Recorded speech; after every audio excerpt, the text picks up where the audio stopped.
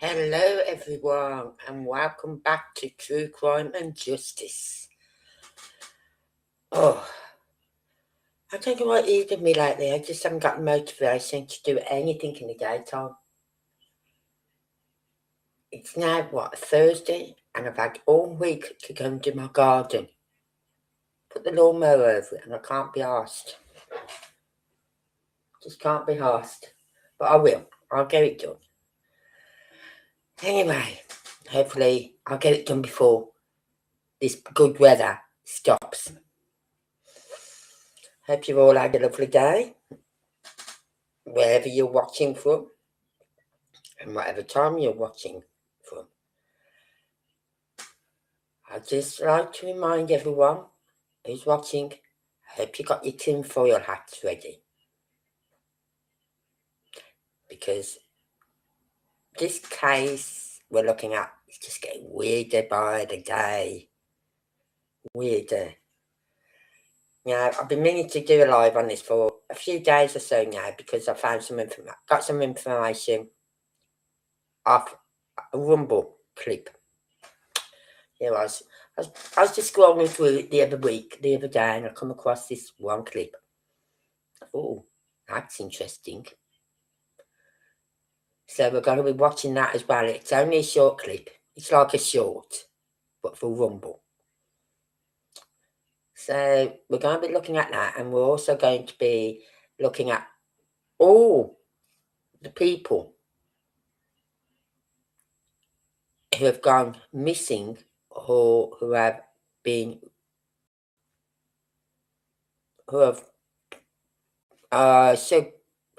died. Who have died. I'll say that. Right?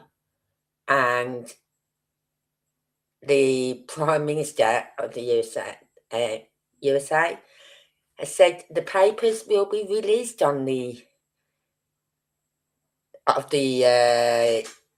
UFO situation. So I don't want to see those papers. I don't want to even download them. So we've got to be very careful. What I will say, if you're going to put anything in chat, can you be a bit descriptive with your words? With this case, instead of using certain letters, use other letters or whatever. Flying planes instead of flying whatever. Right? Just be descriptive with your wording. Because I've already lost one channel. I don't want to lose another. And this case, I did cover this on my other channel. So I think this is why I've been a bit apprehensive about covering it again.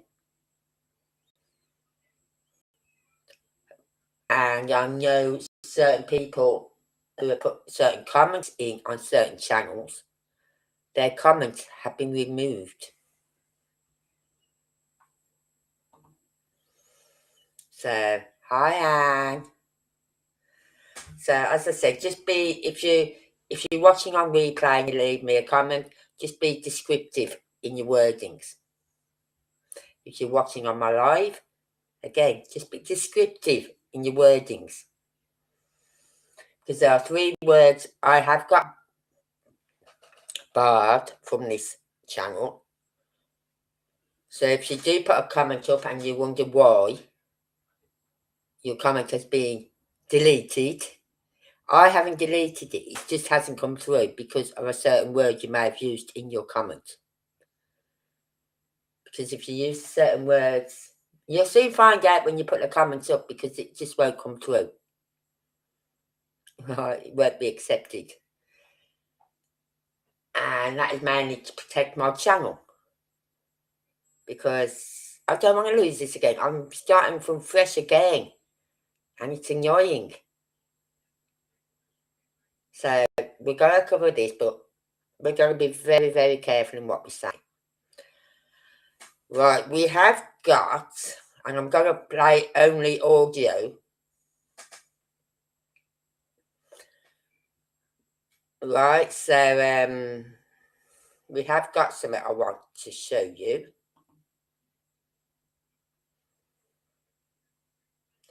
And it's from a YouTube channel called The In Between. The link and the name and the link is on the screen. So please go over and subscribe to her if you're into all this mysterious happenings. I came across her today because I was looking for any information on these scientists, anything. Alright, and I've just come across her channel today. So please, go and subscribe to her. So, I've got some information, other information. I've got a list of all the researchers and scientists that have gone missing. And there's one that went missing. And I actually saw a video today come up on my analog. And I ignored it. I wish I hadn't now. Well, I didn't ignore it. No, I didn't. I was watching it. But it was another scientist who found a cure for the big C. Wish I'd seen this years ago. I wouldn't be in the position I am now. And he was found unalived. Or was he went missing? I can't remember. Right? But one of the scientists that has gone missing, right? And I'm going to hold on, I'll go back up to here. I'll share it with you. Hang on, share screen. And oh, it isn't up there. Sorry, I've got to pull it up again, haven't I? Because for some reason, when I clicked my page down earlier to the bottom, when I opened it up again, everything I'd set up for my live had disappeared. Strange. Right? So I'll pull it up again. Here we are.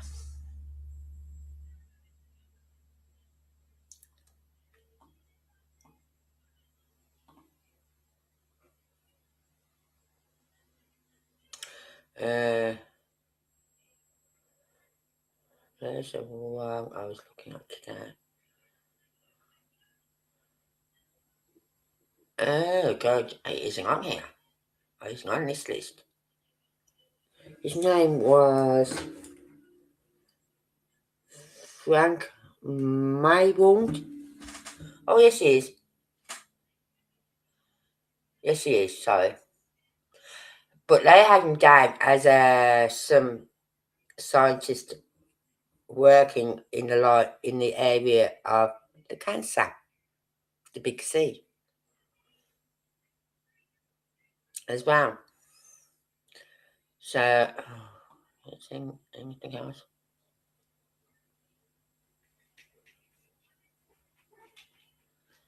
Oh well. I think this might be the one I'm after. Right. Oh no, Jason Thomas. That's the one I'm after. So I'm going to share this tab with you on the screen.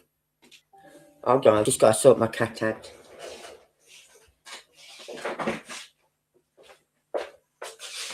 So, open.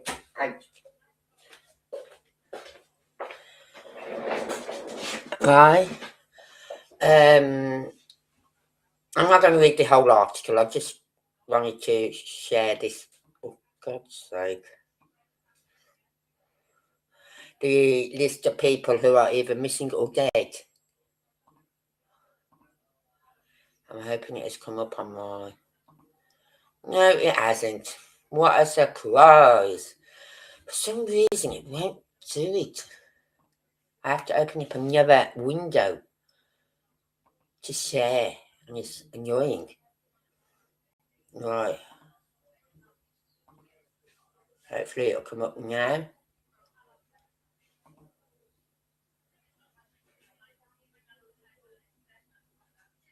Right, let's go to there, that's what I want.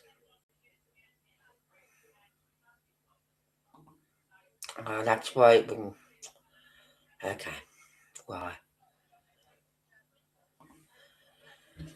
Right, so hope you're all ready, everyone. Got your tinfoil hats on and all that lot, because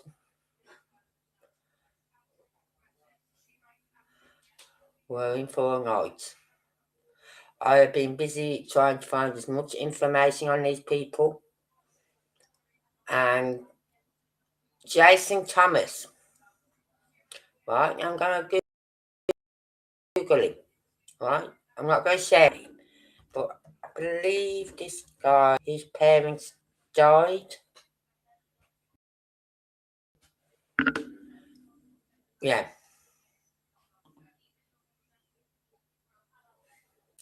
Right. Jason Thomas was reported missing disappeared 3 months ago, regarding his parents' death.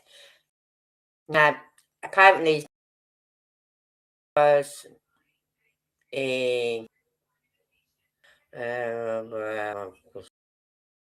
say about his parents.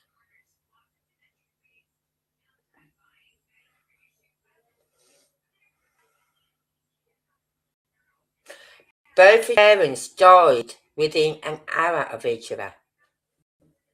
Within an hour of each other.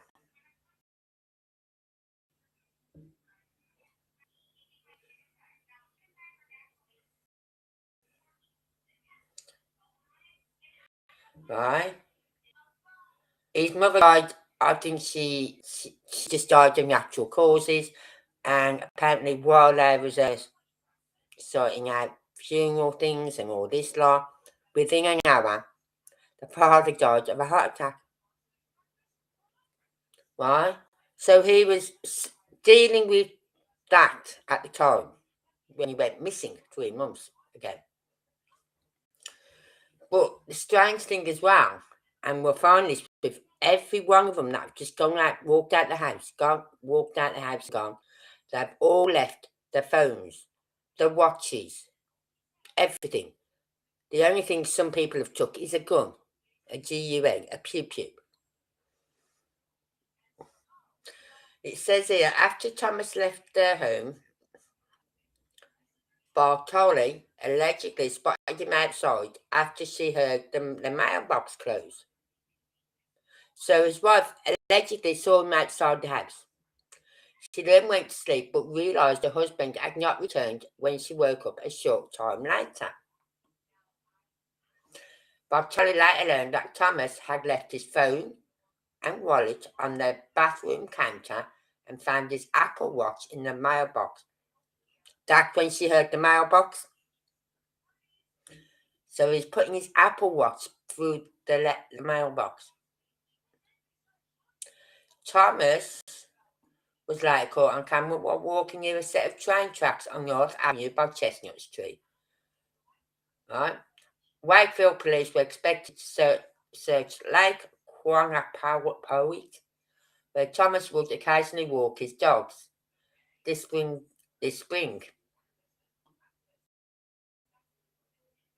The WPD officer said Thomas was last seen wearing a puffer-style jacket that has white and either grey or black colouring, as well as black pants, black sneakers with white laces, a black winter hat and gloves. The district attorney announced Tuesday that police had conducted an extensive search of the area for Thomas, utilising resources from the Northeastern Massachusetts Law Enforcement Council, K9 units and drones. The Office of the Chief Medical Examiner will determine the identity of the victim and the cause and manner of death, according to the district attorney. No foul play is suspected in connection with the victim's death, she added. Wow, wow, wow.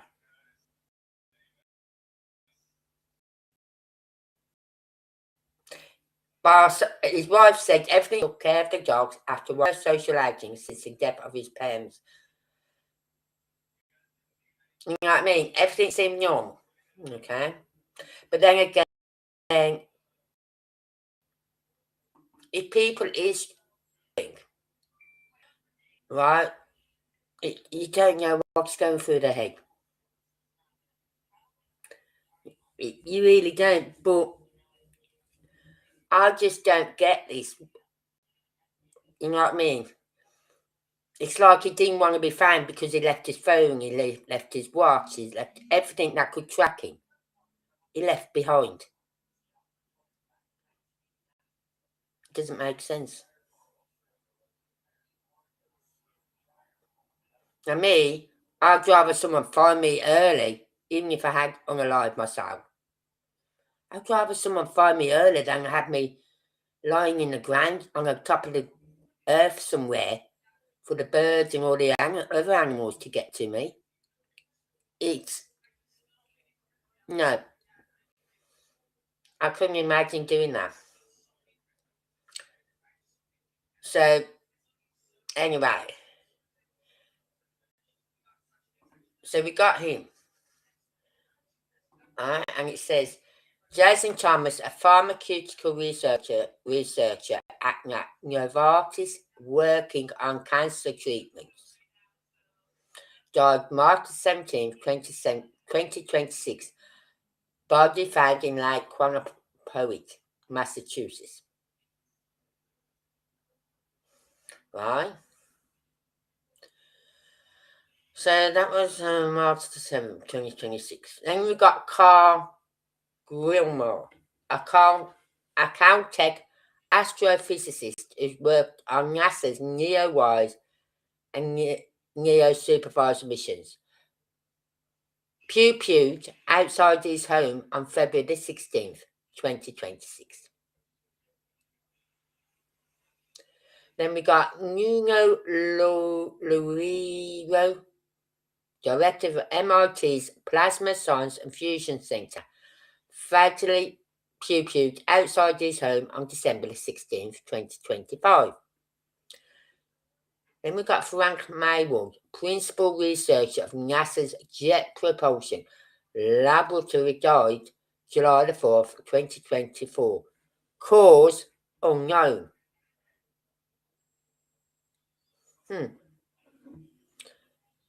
Surely they'd find some cause, be his heart gave away. What? Did he fall? Bang his head? There's got to be a cause. It really has. Even when you're a skeletal, that's the only way they can really say cause unknown, because unless there's blunt force trauma to the head or to the body where you got broken bones which shouldn't be broken, right? Or cracked skull, or a hole in your skull from a pew and things like that. It would be hard to say what the cause was. And then you got Michael David Hicks, research scientist at NASA's Jet Propulsion Laboratory, the same place where Frank Maywald worked on the DART project and the Deep Space One mission. He died July the 30th, 2023. Guess what of? Cause unknown. Amy Eskridge, research of anti-gravity technology, the UFO and extraterrestrial life. She died June 11th, 2022, self-inflicted gunshot wound. Now, we don't get much info. I'm going to do another live, but I'm going to split it down over a couple of weeks, couple of nights, because I want to do deep dives on all these people, right? And what happened once their bodies were found was how long before their bodies were found was the investigation into it and all this lot. That's what I'm interested in. Right? So we got them now. And then those are the ones who have died. Then we got William Newcastle. This is the one which has really opened up this case. Right? Even though there's all these other people who have died, have gone missing, this is the one that really, really blew this case open. Right? Missing as of February 20 is a US Air Force Major General, so he's up in the top notch. Missing as of February 27, 2026. Last known to be hiking in Sandia Mountains, New Mexico. No, that isn't what we've been told. We was told he left his home, walked out the house, left his phone there, left his watch there, left all his hiking gear there, but took his gun. He didn't even have shoes on, apparently. So how could you be going hiking if he had no shoes on? How would you go hiking without, like, if you're going hiking, you're a seasoned hiker, you know to take either your phone or your watch with you, where you got your GPS or whatever, they can locate you. So if anything goes wrong, they can locate you. But he didn't take nothing like that. Nothing. Right? He's an experienced hiker. He wasn't like me. I wouldn't even think of going.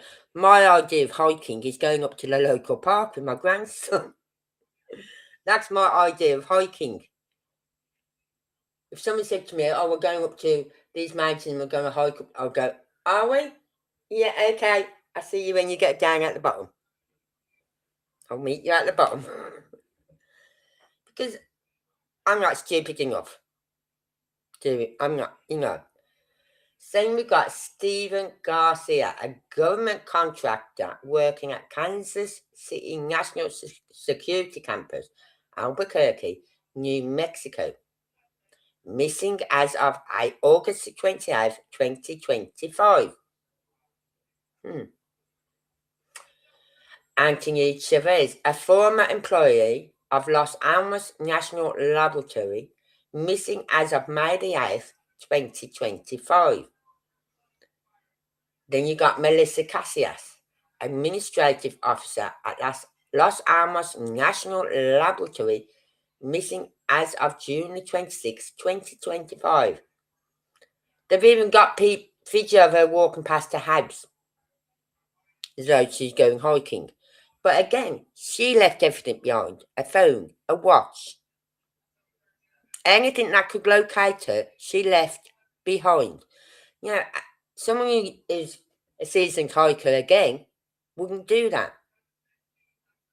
A seasoned hiker is not going to leave everything behind they could need if anything happened. Then you got Monica Reza, Materials Processing Director of NASA's Jet Propulsion Laboratory, missing as of June 22nd, 2025. Now, Monica Reza, that's the strange one. Because if we are to believe who the people that she was with, she should never have gone missing. She was a seasoned hiker. She knew those hills. She knew them like the back of her hand. Right? Yet she goes, and she was like, first of all, the one guy said she's like 30 meters behind us. Then he changed it to 30 feet behind us. And he said when he got to the junction where they turned right, he stopped signalled Monica to tell her I was going up this way, and this is where you got to turn. She acknowledged him, so he went on. He went 100 and some odd feet higher, turned round, she wasn't there. So he's gone back down. Couldn't find her. Couldn't find her anywhere.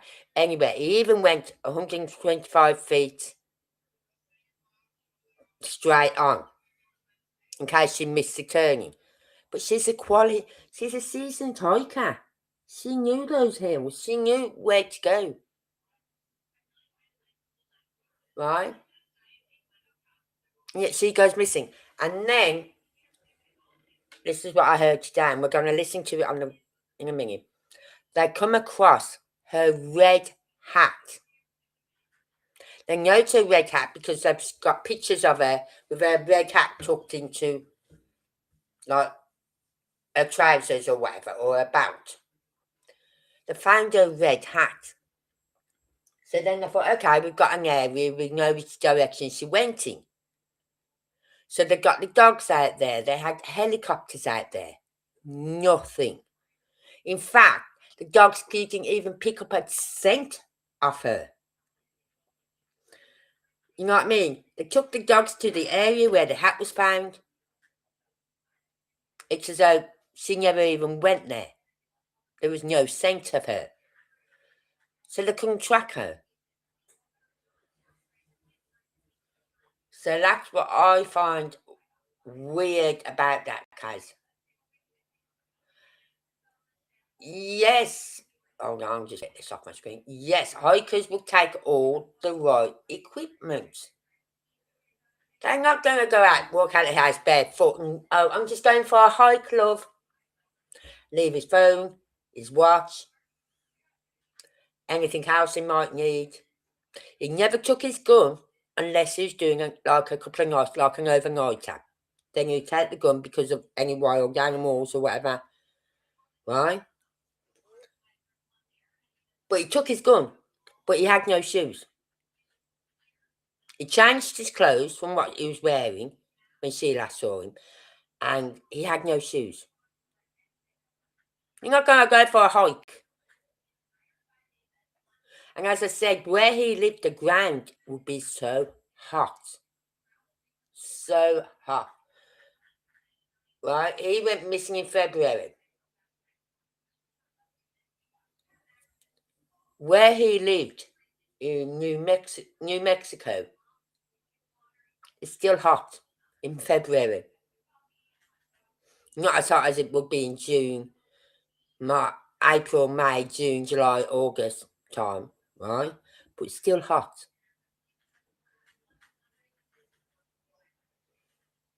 So he's not going to, and the roads around there, I showed you before on Google Earth at where he lived, and the roads are very dirty, dusty, like pebbly sort of roads, right? They're like little rough tracks, right?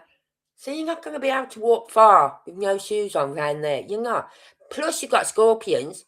Holy Christ, don't step on a scorpion. Especially when you're barefoot. But he would know not to go out the house with no shoes on. So that doesn't make, again, it doesn't make sense to me, the fact that they're saying he left with no shoes. Well, he didn't go fecking hiking then, did he? Alright, and yet no one saw him leave. There's no footage of him leaving the house. No neighbours' footage. Nothing. He just walked out of the house and went poof. Really mystifies me how people can just go poof as soon as they walk out of a house. It doesn't happen. Unless he answered the door to someone and they've literally just grabbed him and said, you've got to come with us. Right? And that would be the only reason, because perhaps he wasn't planning on going out, so he wouldn't have his phone on him. He'd be in the kitchen. He probably wouldn't be wearing his watch because he's got no need to, because he's at home. Right? He probably got little flippy flops or slippers on. right? So if someone knocked on his door and said, boom, you can't come with us, poof, he's out, he's gone. That's the only explanation I can think of. But then, why would he take his gun and nothing else? Does not make sense to me at all. So then when you've got Monica Reza, she should not have gone missing. She was with colleagues, friends. You know what I mean? How can you go missing when you're with a group of friends? And why did she fall back so far behind then? Did she have this planned? Was she told, look, we've got to put you into safe. We've got to take you and put you in somewhere safe. But why do it when she's out hiking? Why don't you just do it from her home? Because that just adds more mystery to the case. Because she should never have gone missing. She's a seasoned hiker again. Yes, she's in her 60s, but she's fit and healthy. Alright? So, those two, Monica Reza and William McCaslin, do not make sense to me. And then you got Melissa Cassias. She's 50 something, I believe. She left everything at home as well. She'd been planning to do some activity or go somewhere with someone the next day or something like that, which we're going to listen to. We're going to listen to. This woman's got all the info, right? And I'm thinking, so why would she just disappear?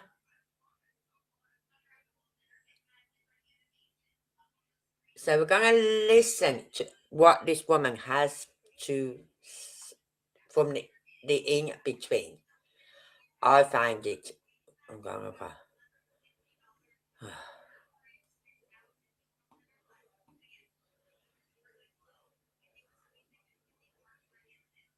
I've got that up there. Right, I've got to take some. Hold on. Take that off.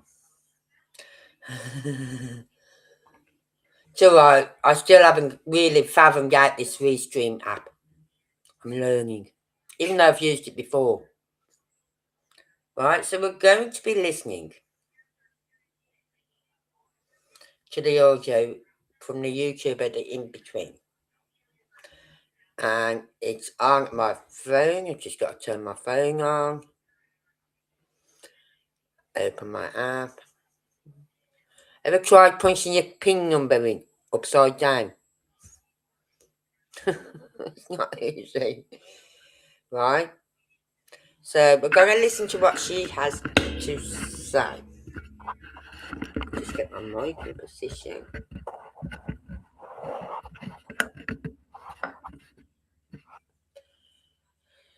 So, have you got your tinfoil hat on, everyone? Don't come moaning to me if you haven't. I've warned you.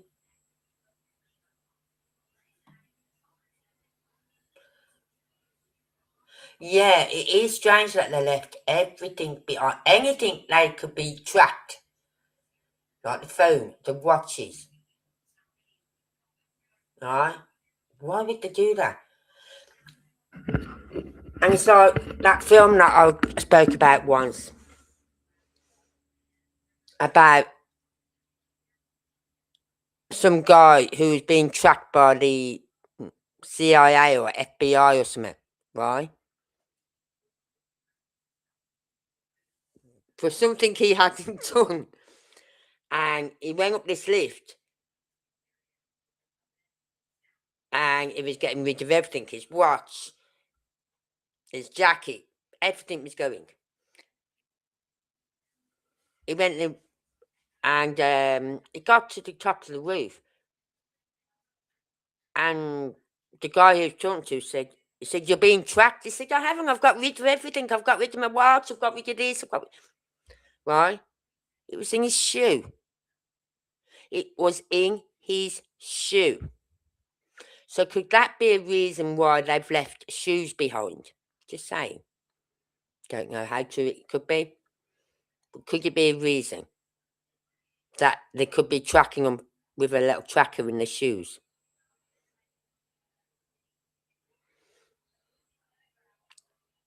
So let's listen to what this woman has to say. I find it very interesting today. Very interesting.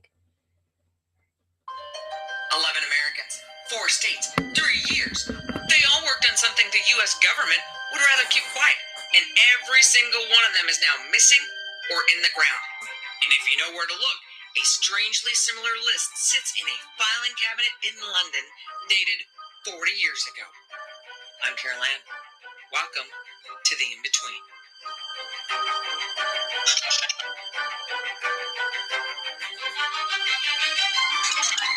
Between 2023 and the first months of 2020. Yeah, apparently, something similar to what's happening in the USA happened in the UK, where top scientists and whatever was going missing or coming up dead. She gets all the info, I'll tell you. At least 10 American scientists, researchers, and government officials have either vanished without a trace or turned up dead. 5 of them simply walked away from their homes on foot. 4 of them worked within the same defense corridors in New Mexico. 3 were connected to the same NASA laboratory in California. 2 were gunned down at their own front doors, and 1 was pulled from a frozen Massachusetts lake 3 months after he disappeared in the middle of the night. These cases were treated as isolated tragedies, unrelated. A missing hiker here, an unsolved shooting there. But when you put the names side by side, the institutions start overlapping. The timelines start compressing, and a picture begins to form that nobody in power seems willing to look at. Now, as usual, we did our best to dig a little deeper. We found a couple of things that add some more perspective to what is going on today. But first, I need to take you to a mountain trail in California, because this story, for me, starts with a hiker who should not have disappeared. On the morning of June 22nd, 2025, a 60-year-old woman named Monica Reza sets out to summit Mount Waterman in the Angeles National Forest with 2 friends. Trailhead sits along the Angeles Crest Highway. The terrain is steep, dry, and mountainous, but Monica knows trails. By multiple accounts, she's hiked the area regularly, possibly weekly. She's fit, she's experienced, she is in her element. The group departs the 6,000-foot trailhead around 6:30 a.m. Early start, which is what you want to do in the San Gabriels. Get up, get to the summit, get off the mountain before the afternoon heat turns the trail into an oven. Now, the identities of the fellow hikers has never been released, so I don't know if they're male or female. So I'm just going to refer to them as Jane and John. Jane throws in the towel after less than a mile and a half because the terrain is just too steep. Monica and the lead hiker, John, they reach the summit around 8:15. Pictures are taken, and they start heading back down. At about 9:01 a.m., a picture is taken of Monica near Double Delight Peak. A minute later, another picture, roughly 70 feet from the first. 6 minutes later, a third picture is taken, her last confirmed location, about a quarter mile from that second photo. Then, they keep walking. John's about 30 feet ahead of Monica. He calls back up to let her know that a right turn is coming up on the ridge. Monica nods and waves at him. He makes the turn, descends about 150 feet. When he looks back, Monica is gone. He waits 5 minutes, then goes back to where he'd last seen her. Nothing. He calls her name. He searches about 500 feet to the west along the ridge, and then 120 feet south. Nothing. No response, no sound, no sign of Monica Reza. Search and rescue from 6 counties respond.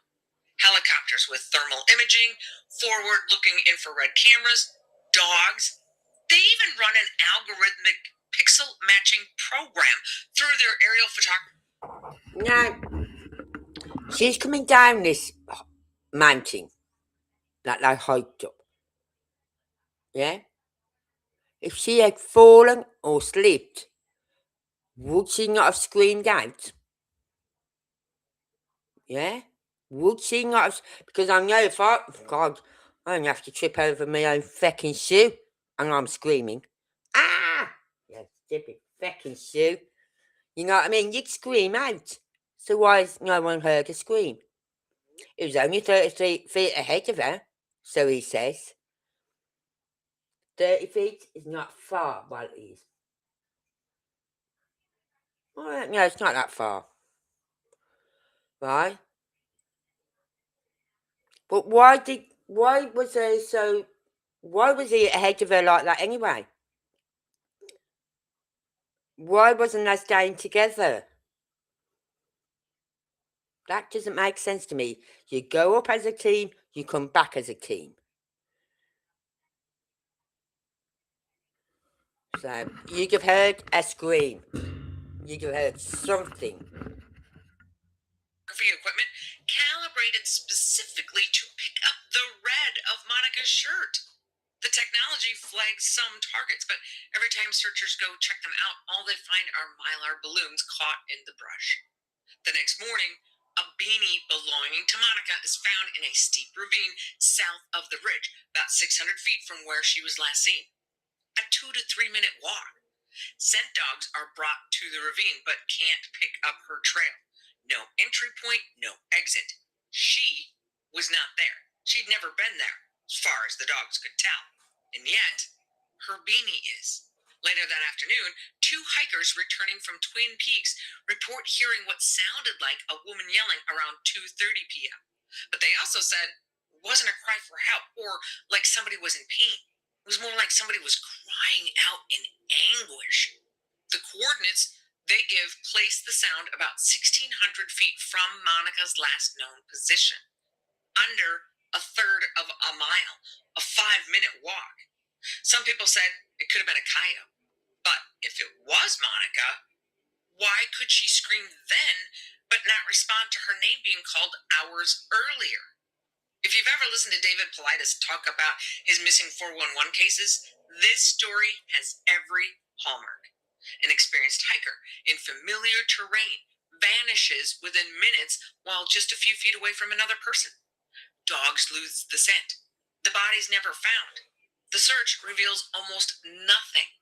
And the details don't add up in ways that feel intentional, as if the case was designed to resist explanation. But here's where Monica's case takes a hard left from the standard missing hiker story. Because Monica Reza was not just a woman who liked the mountains. She was a materials scientist and aerospace engineer who worked at NASA's Jet Propulsion Laboratory, or JPL. Before that, she spent decades at a company called Aerojet Rocketdyne, where she co-invented a nickel-based superalloy called Mondalloy in the 90s, with her name on the patent coming in 2010. The Mon in Mondalloy stands for Monica. This alloy can withstand extreme temperatures and pressures in oxygen-rich environments without cracking or igniting. And it solved a problem that the United States had been unable to solve for decades. How to build a rocket engine as powerful and efficient as the Russian RD-180 without having to buy it from Russia. For years, the U.S. depended on Russian-built engines to launch its spy satellites, military communication systems, and GPS infrastructure into orbit. When Russia annexed Crimea in 2014, that put a little bit of a kink in the U.S. and Russia's aerospace bromance. Thankfully, somebody could see the writing on the wall and started scaling up design of new engines, some that included Mondalloy, before the final breakup that happened in 2022 when Russia invaded Ukraine. Because the U.S. government didn't have nice things to say about that little move, Russia took its toys and went home, cutting off all support for their engines, including spare parts, troubleshooting, and technical assistance. The RD-180 engines that powered our Atlas rockets were suddenly orphan technology. No more service, no more replacements, and Monica superalloy became one of the most critical materials in the effort to build domestic alternatives. Multiple components in Aerojet Rocketdyne's AR-1 engine were made from Mondalloy. The Air Force funded it. NASA funded it. The alloy wasn't just for rocket engines either. Its ability to survive extreme conditions makes it applicable to hypersonic weapons, missile systems, and next-gen propulsion across the board. And the man who oversaw that funding at the Air Force Research Laboratory was a two-star general named William Neal McCaslin. But we'll talk about him in a minute, because Monica's disappearance was just the beginning. And the names that follow will show you that this is not a story about one missing hiker. It's a story about a pattern that stretches across 3 states, spans 3 years, and touches some of the most sensitive programs in the United States government.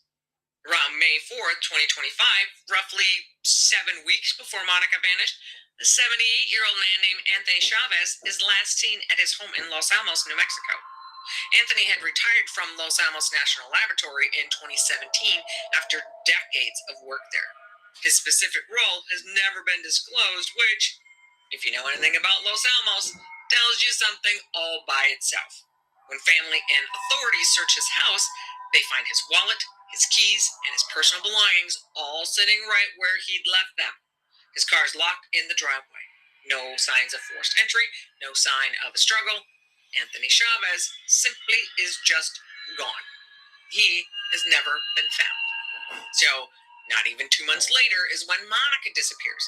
And 4 days after that, on June 26, 2025, 53-year-old Melissa Casillas vanishes. She worked at Los Alamos National Laboratory as an administrative employee, but she held a security clearance. Given the nature of what goes on behind those fences, administrative doesn't mean what it means at your local insurance office. That morning, Melissa drives her husband Mark. Exactly. If someone heard a woman crying, be it in pain or anger or something, why didn't they check it out? Or shout asking if she was okay or needed help? Yeah, exactly. Exactly. Right?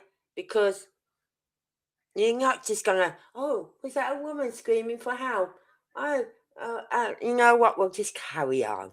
We'll log the coordinates and we'll let them know when we get back down the bottom. No. Plus, this was at 2:30. They heard this woman in anguish or anger. She went missing in the morning. So why would she still be up on the hill unless she fell and hurt herself?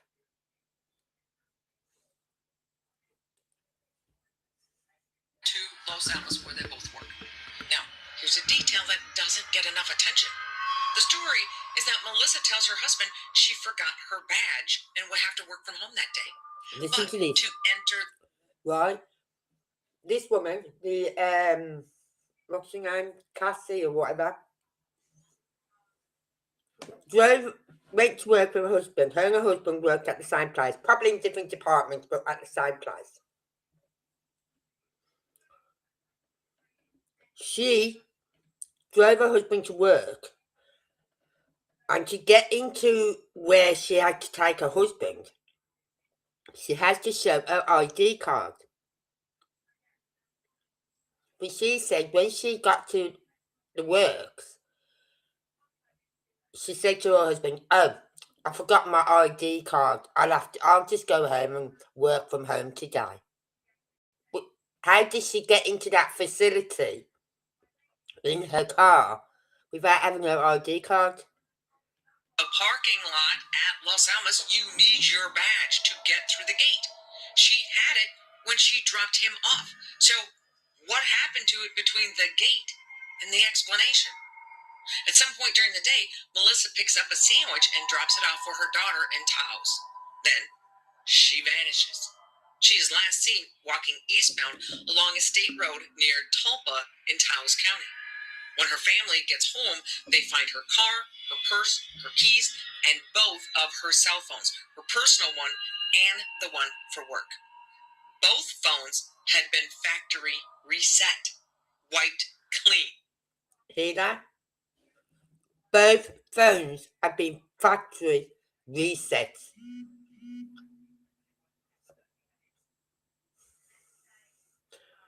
Right? Why would you factory reset your phone?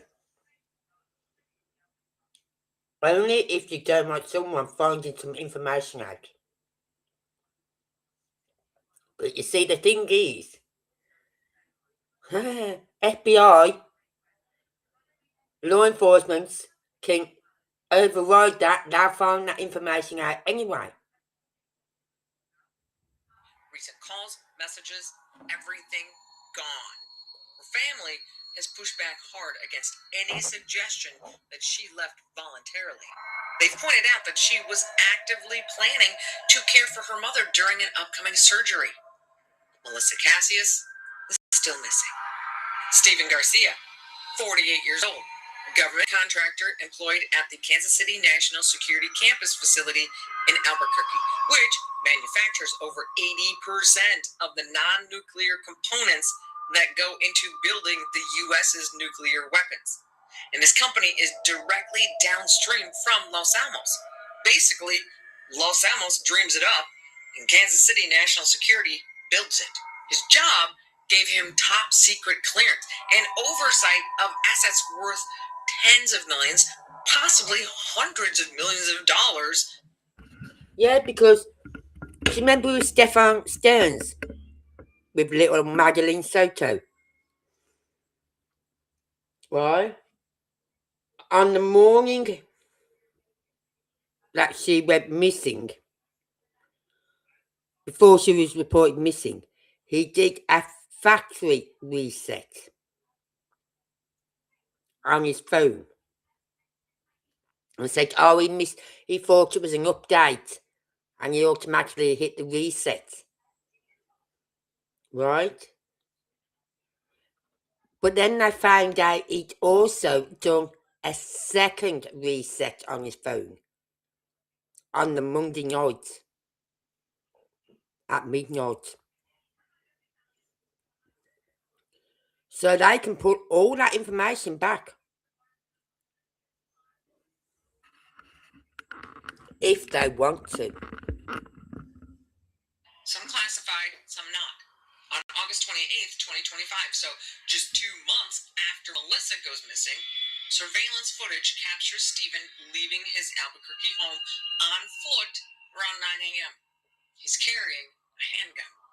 He left behind his phone, his wallet, his keys, and his car. Authorities initially said he might be a danger to himself, but an anonymous source close to the case pushed back, describing him as a very stable person. Stephen Garcia has not been seen since.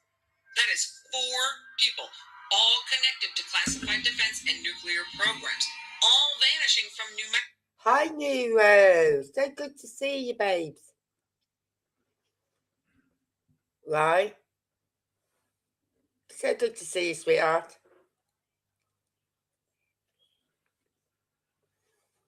We're just saying. Hold on. I'll let this run a bit because I'm eating. Within a span of about 4 months. And I need you to notice the pattern in how they all vanish, because it is almost identical in every case. They walk away on foot. They leave behind their phones, their wallets, their keys, their cars. No signs of a struggle, no evidence of forced entry, no ransom demands, no bodies. They just step out of their lives as though they were shedding a skin. And the devices that could track them, the phones that ping cell towers, the smartwatches that log GPS coordinates, every single one of those gets left behind. Every time. It's the kind of behavior that screams deliberate. But deliberate by whom? Did these people choose to vanish? Were they told to? Or did someone who understands counter surveillance strip them of everything traceable before making them disappear? don't know. But keep pondering that while we head to Massachusetts. On the night of December 12th, 2025, a 45-year-old man named Jason Thomas left his home in Wakefield, Massachusetts. Jason was an associate director of chemical biology at Novartis, working on cancer treatments. He and his wife had just come home from dinner with friends, and everything seemed normal. They took care of the dogs, and Jason tells his wife he's going for a walk. He opens the front door and walks down the street into the darkness with his phone and his wallet still in the house.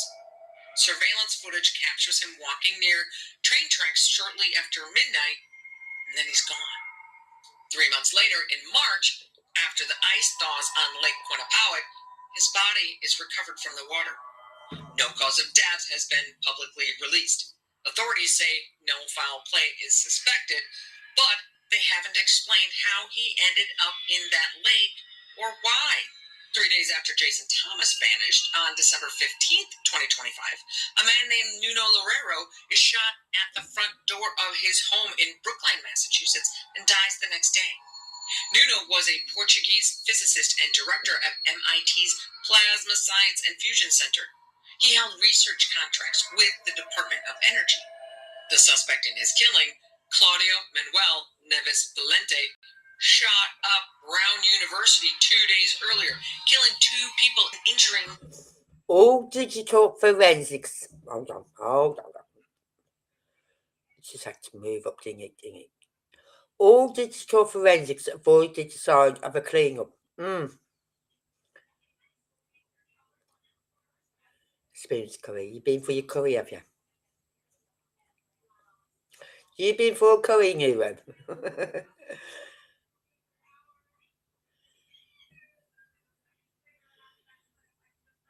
So, it's weird. Why? It's like that woman who drove to work with her husband, right? She had to have her ID on her to get into the car park. He had to have his ID on him to get into the car park, right? They both had to show their ID to get into the car park.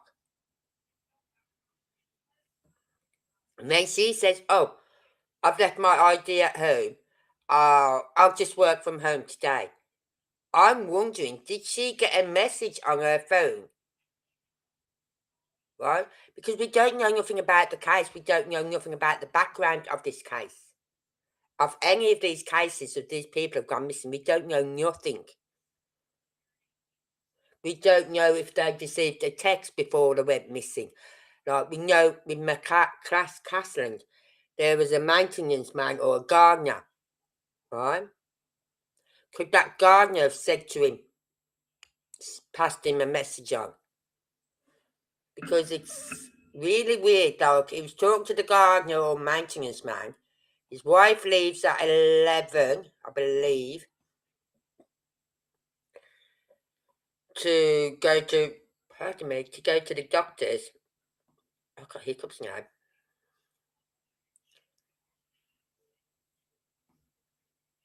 Yes, not Reza. Hold on, I'll find the name for you. It wasn't Reza, it was...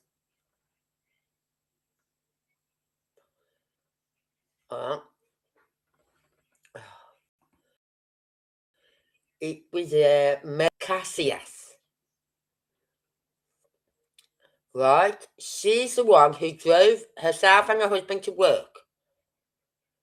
Right? And then when they got there, she said, oh, I forgot my ID. But she had to have her ID to get in the car park. You're not getting in that car park without your fucking ID. So then she said, oh, I'll just work from home. So she's gone back home. She took a sandwich or something to her daughter. Mid-afternoon time. And then that was it. She went for a walk, never to be seen again. But she was the one who reset both her phones. Her home phone, her home mobile, and her works mobile.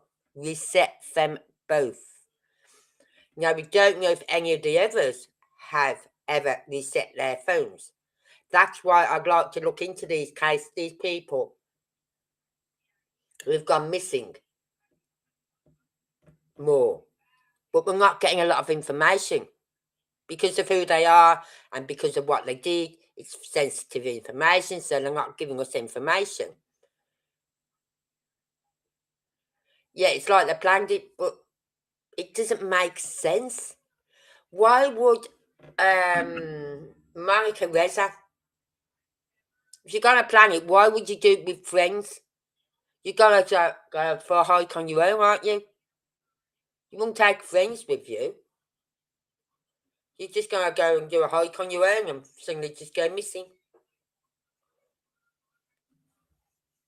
9 more before hitting Nuno's front porch, then deleted himself the next day inside a storage unit. So we will never know for sure why.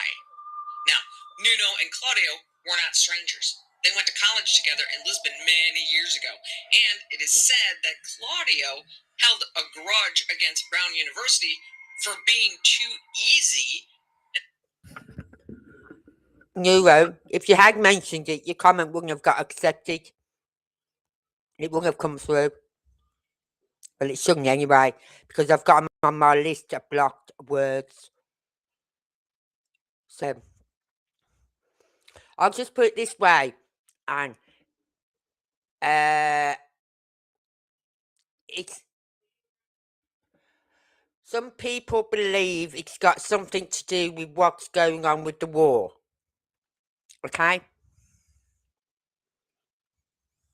I don't. Not with that war, anyway. And I'm thinking, those who've gone missing, right? Those who've just gone walking out their home. Yeah? Could they not have been put into protective custody? Witness protection. And not only that, Monica Reza, right? She was going hiking with her friends. Yeah? Surely she would have had a phone on her or a watch on her. She's a seasoned. Yeah. Right? She's a seasoned hiker. She went hiking with her friends. That's what I said about Anne earlier when I said just be a bit descriptive with your words. Right? Because she's a seasoned hiker. She went hiking with two of her friends. One of them went so far and decided no, it was too much and turned back. So Monica and this other guy, John, whatever his name is, carried on. They got to the top and then they was on the way back down. Annie and Angela make up a word for it instead. Oh, I can't think of anything. Well, if you want to put it as two words, like I ran to the shops, make it into two words.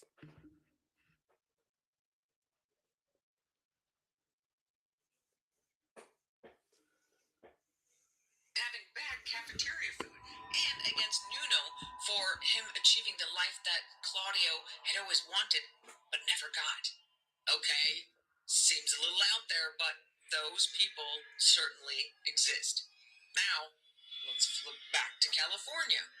Carl Grillmer was a 67-year-old Caltech astrophysicist who had spent decades working on some of NASA's most important missions, including the Hubble and Spitzer space telescopes. In June of 2023, he was the lead researcher on a breakthrough that could help future space missions detect clear signs of life on other worlds, including Jupiter's moon Europa and Saturn's moon Enceladus. He was part of the team that discovered water on distant exoplanets. But by this year, he was working on the NEO survey. Who is Streamlabs? Streamlabs is a streaming app I was thinking of using. Right, because I'd had enough of StreamYard. But Streamlabs is, to me, very, very complicated. So, over the weekend, I was trying to set it up. And I had to add Streamlabs as a mod. So I did. But then come Monday, I thought, I can't do this. I can't even stand this app. So I deleted Streamlabs off my YouTube, right? And every so often, it comes up in my chat. I'm going, what? Yeah, it's an AI bot. It comes up in my chat. I'm going, what the feck? I deleted you from my YouTube app. What the feck are you doing in my Restream app? You have to add us as a mod. No, I don't have to add you as a mod because I'm not using your app. You know what I mean? It's so fucking annoying. So when it comes up, I have blocked them. I think hopefully I've deleted them now from the chat as well.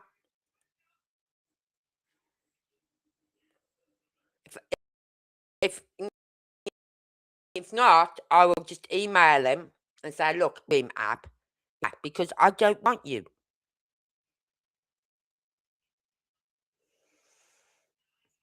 Yeah. But I would have Streamlabs if they would let me do like a free service like Restream. Right? I can do this free.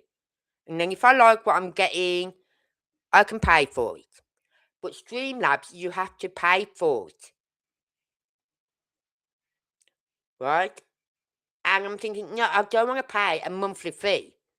Because it's like something like $27 or something like £20 a month.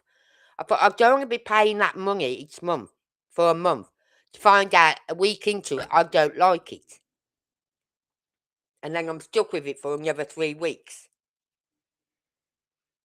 So I'd rather use a free app if I could, but they won't let you do a free app.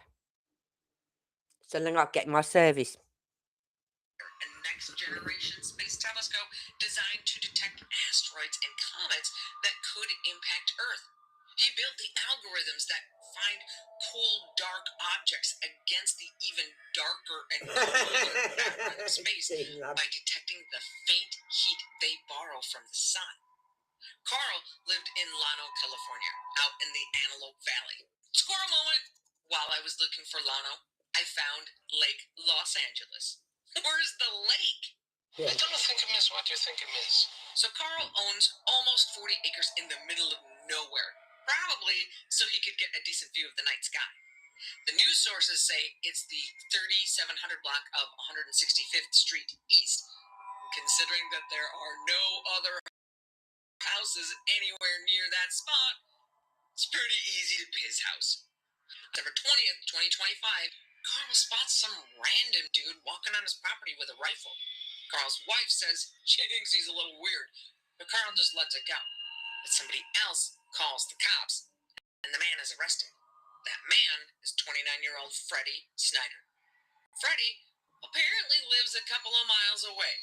There are only 2 real neighborhoods anywhere near Carl, and one would be too close to make that statement true, so we can pretty confidently narrow down about where Freddie is living. Freddie tells police he's headed to the post office and has the gun to ward off any animals. Seriously? The biggest problem with that statement is that the post office is in the other direction. Freddie spends 3 days in jail on weapons charges and is released on December 23rd on his own recognizance. Just 2 months later, on February 16th, 2026, Freddie allegedly pays Carl a visit and shoots Carl in the chest on the front porch of his house, where he dies before paramedics can arrive. Investigators say the two didn't know each other.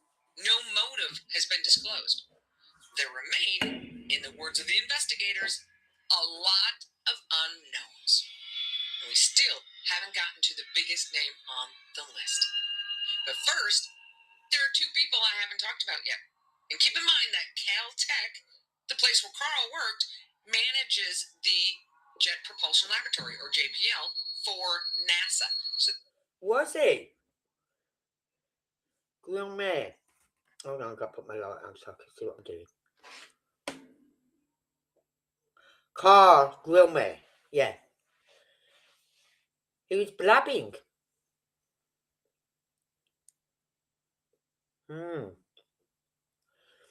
But he lived out in the middle of nowhere, like all these scientists who've got anything to do with NASA and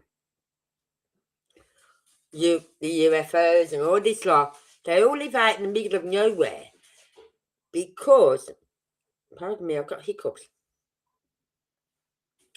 because there's no street lights, so they get a brilliant night sky. Right, so with their telescopes and whatever they have in their garden, they can see clear.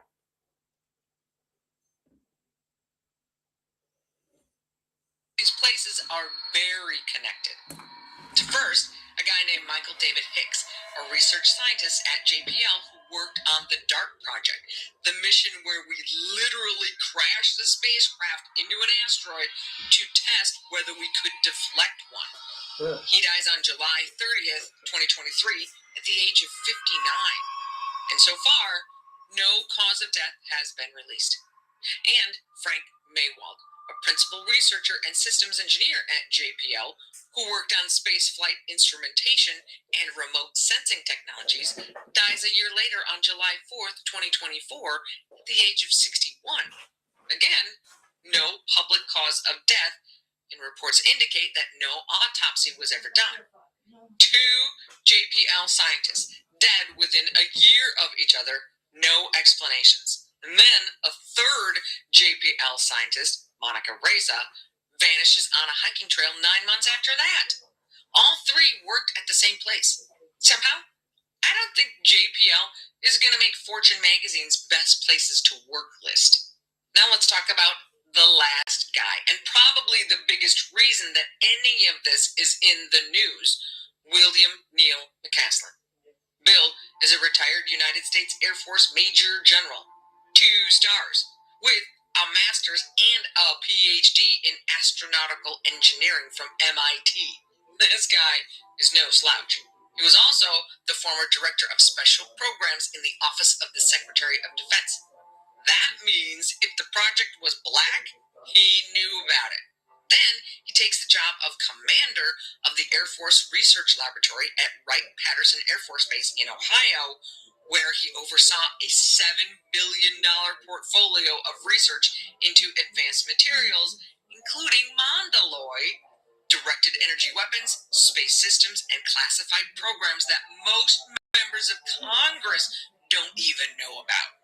Wright-Patterson, by the way, is the same base that housed Project Blue Book for 22 years.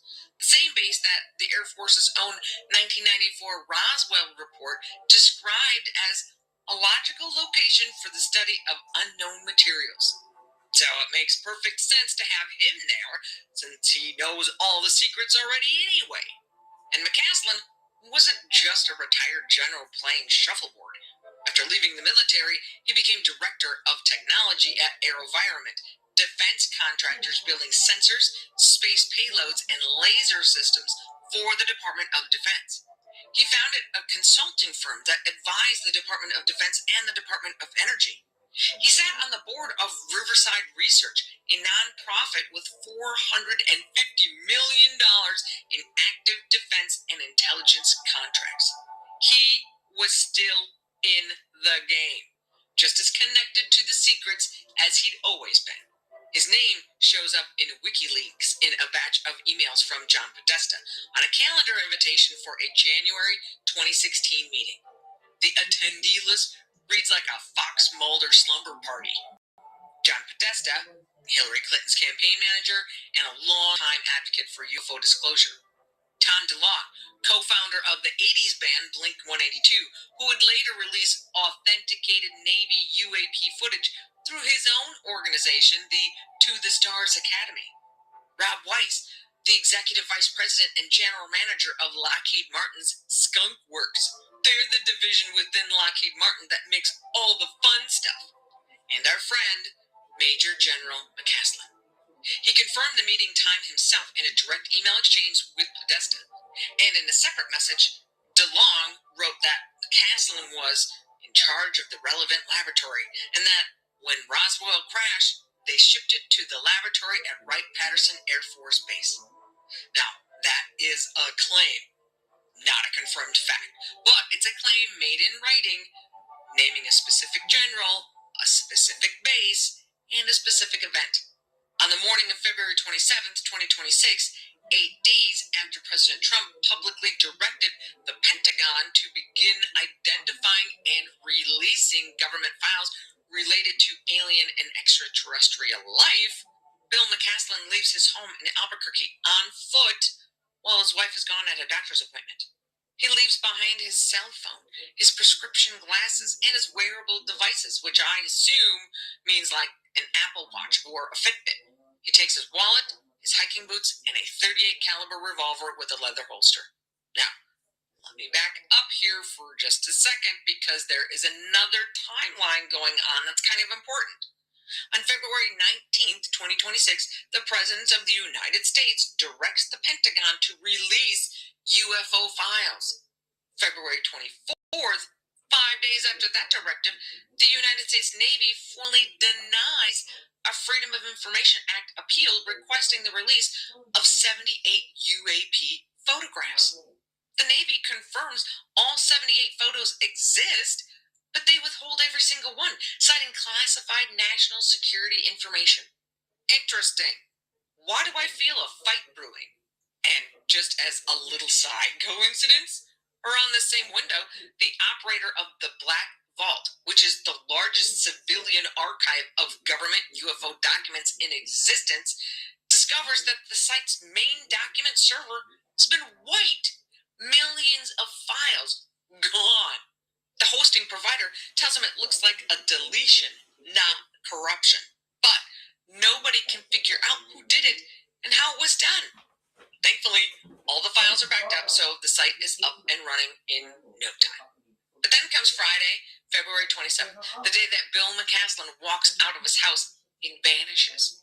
Investigators canvass more than 700 houses looking for security camera footage. Not a single camera captures him leaving the neighborhood.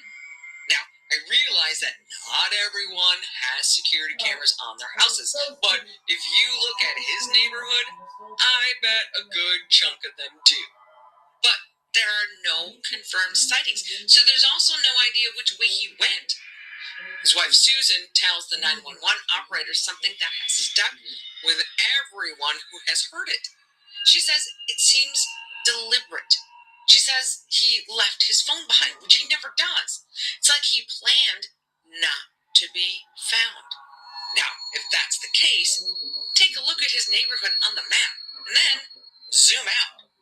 His backyard is essentially the Sandia mountain range. It's just a quick jaunt of just over a mile to get on trails leading into the mountains and away from everything and everyone. Just food for thought. The next day, the Bernalillo County Sheriff's Office issues a silver alert, which is like an amber alert, except it's for seniors who have demonstrable and irreversible cognitive decline. But Susan says he doesn't have Alzheimer's, wasn't confused or disoriented. Yes, I was thinking that as well. He was up to one of them.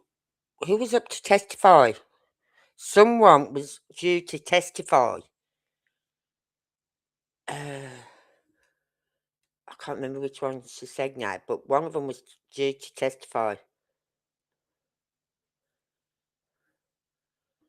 Yeah.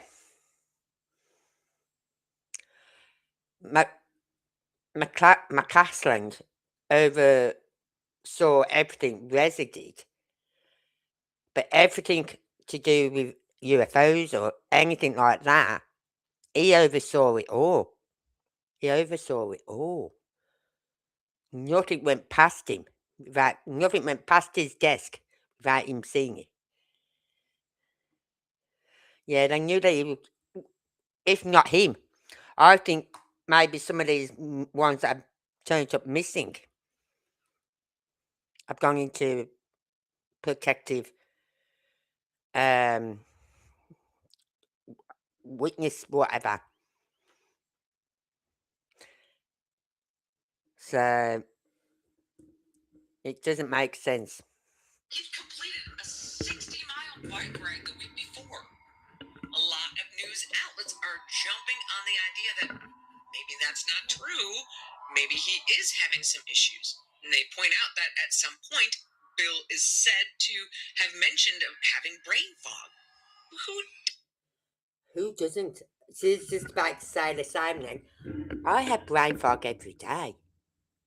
I can go up off my sofa or off my chair, walk into my kitchen or walk in the bedroom and think, what have I just walked in here for? And you know what I mean? And it could be simple, something so simple like my glasses or my slippers or a jacket to put on if I've gone in my bedroom. Like the other day, I had a delivery come and I asked them to come to the side door. They didn't, they come to the main door. So I've had to go and get my back door key, my keys from out the kitchen to go and open the front door. I've come back in and I put the package down in the kitchen and put my keys down in the kitchen. Instead of straight away, I would normally hang them up, and I didn't. And my daughter come round with my grandson after school, and I couldn't find my keys. I'm going, I'm locked in, I can't get out. Well, I could climb out the window, but I wouldn't have been able to get in. Then I just stopped for a few seconds. I thought, trace your tracks, go back over your steps. And I remember having them at the front door. I remember coming in with a bag, going in the kitchen, and there they were on the side in the kitchen. But I couldn't remember. My brain just went, boom, brain fog. Where is it? So we all have a bit of brain fog every day. I was known once, right? When I lived in Birmingham, I walked into this shop and the woman said, the guy said, you look so confused and lost. I went, yeah, because I walked in and then I just suddenly stopped thinking, what am I doing in here? Why have I come in this shop for? You know what I mean? And that was when I was like, the kids were only babies. He was only a baby and Simon was only in reception or year one. And he was maybe in nursery. Right? So I had brain fog then. Now my brain fog is even worse. And I say to my son, he goes, how come you can remember things from like 5 years ago, Mum, but you can't remember what you did yesterday? I tell you what, son, make a note on your phone, in a book somewhere. Ask your mum in 5 years' time what I did yesterday. I think I'll be able to tell you. It's a running joke. I can't remember. Because remember that conversation we had only the other day? I'm going, no. And I'm looking at him, and my brain is going 100 to 1. I'm thinking, what did he say? What was he talking about yesterday? And I can't remember. But like I told my friend, I said, I don't hold on to information that is not significant to me. If it's about them building a brick wall or them going to this garden centre or them going here, that's not significant to me. Right? I only remember important things now. So I let, we can have conversations and I let a lot of it just go through. I talk to him, but I don't keep it up there. I really don't.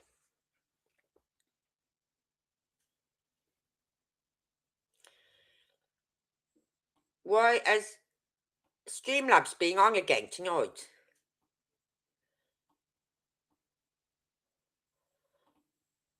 Ignore stream. If they come up again, you can click on them and you get the 3 dots. Click on the message and just block them. And you won't see the messages. Okay? But if I see it come up, then I'll kick them off again.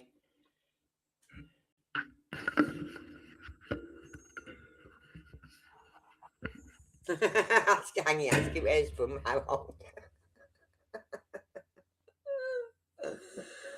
Oh, God. Doesn't. I know I do on a daily basis.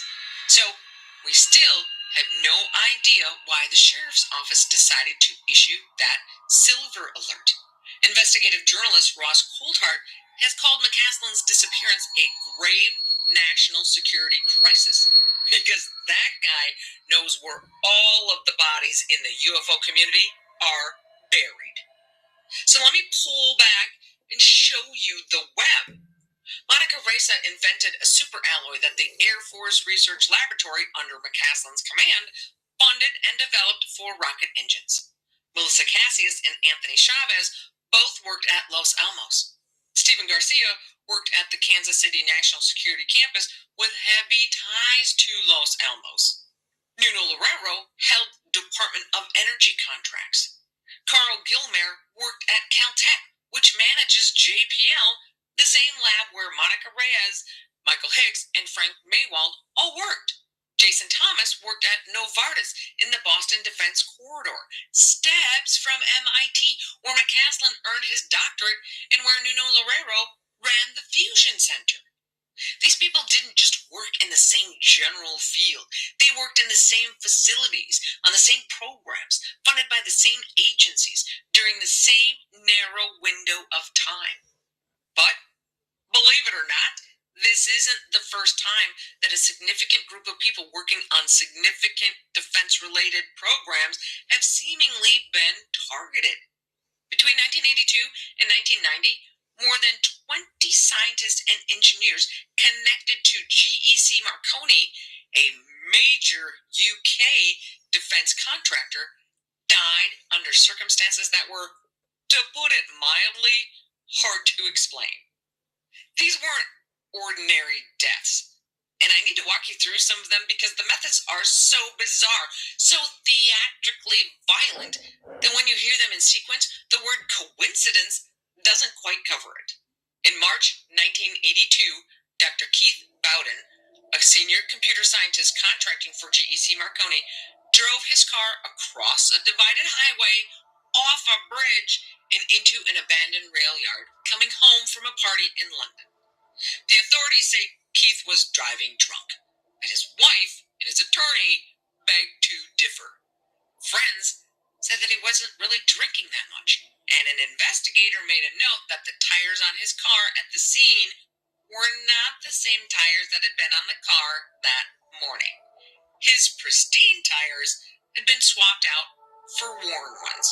In August 1986, 24-year-old Vimal Dajabai, a computer scientist at Marconi Underwater Systems working on a Stingray torpedo control system, jumped 331 feet from Bristol's Clifton Suspension Bridge. He was found with his pants around his ankles and a needle-sized puncture wound on his butt that the coroner called unexplained. His case is still open. 2 months later, in October 1986, Arshad Sharif, a 26-year-old computer analyst at Marconi Defense Systems, ties a rope around his neck with the other end tied to a tree, gets into his car, and drives. Reports say that the day before, he'd been acting really weird, paying for things with unusually large denomination bills. That case is still open too, and the coroner actually called it out as being a lot like the last case. In January 1987, so just 3 months later, Richard Pugh, a 37-year-old computer consultant and digital communications expert, is found in his flat with his feet tied up, a plastic bag over his head, and thick rope wrapped around his body. Police rule his death as a sexual misadventure. Just two. Now, that last one she mentioned, right, based in the UK, his legs bound together, a bag over his head, and a rope around his head. No. Right? Now, if that was any other person, like, I don't know, Joe Blogs down the road, yeah, been found like that, they'd be going, right, who was he last seen with? What was his activities before this happened? Where did he work? They go into all his history. Did he go out that night? Did he have a partner? You know what I mean? Yeah? Yeah, exactly. And this happened, what, 3-4 years back, I think she said? I can't remember it.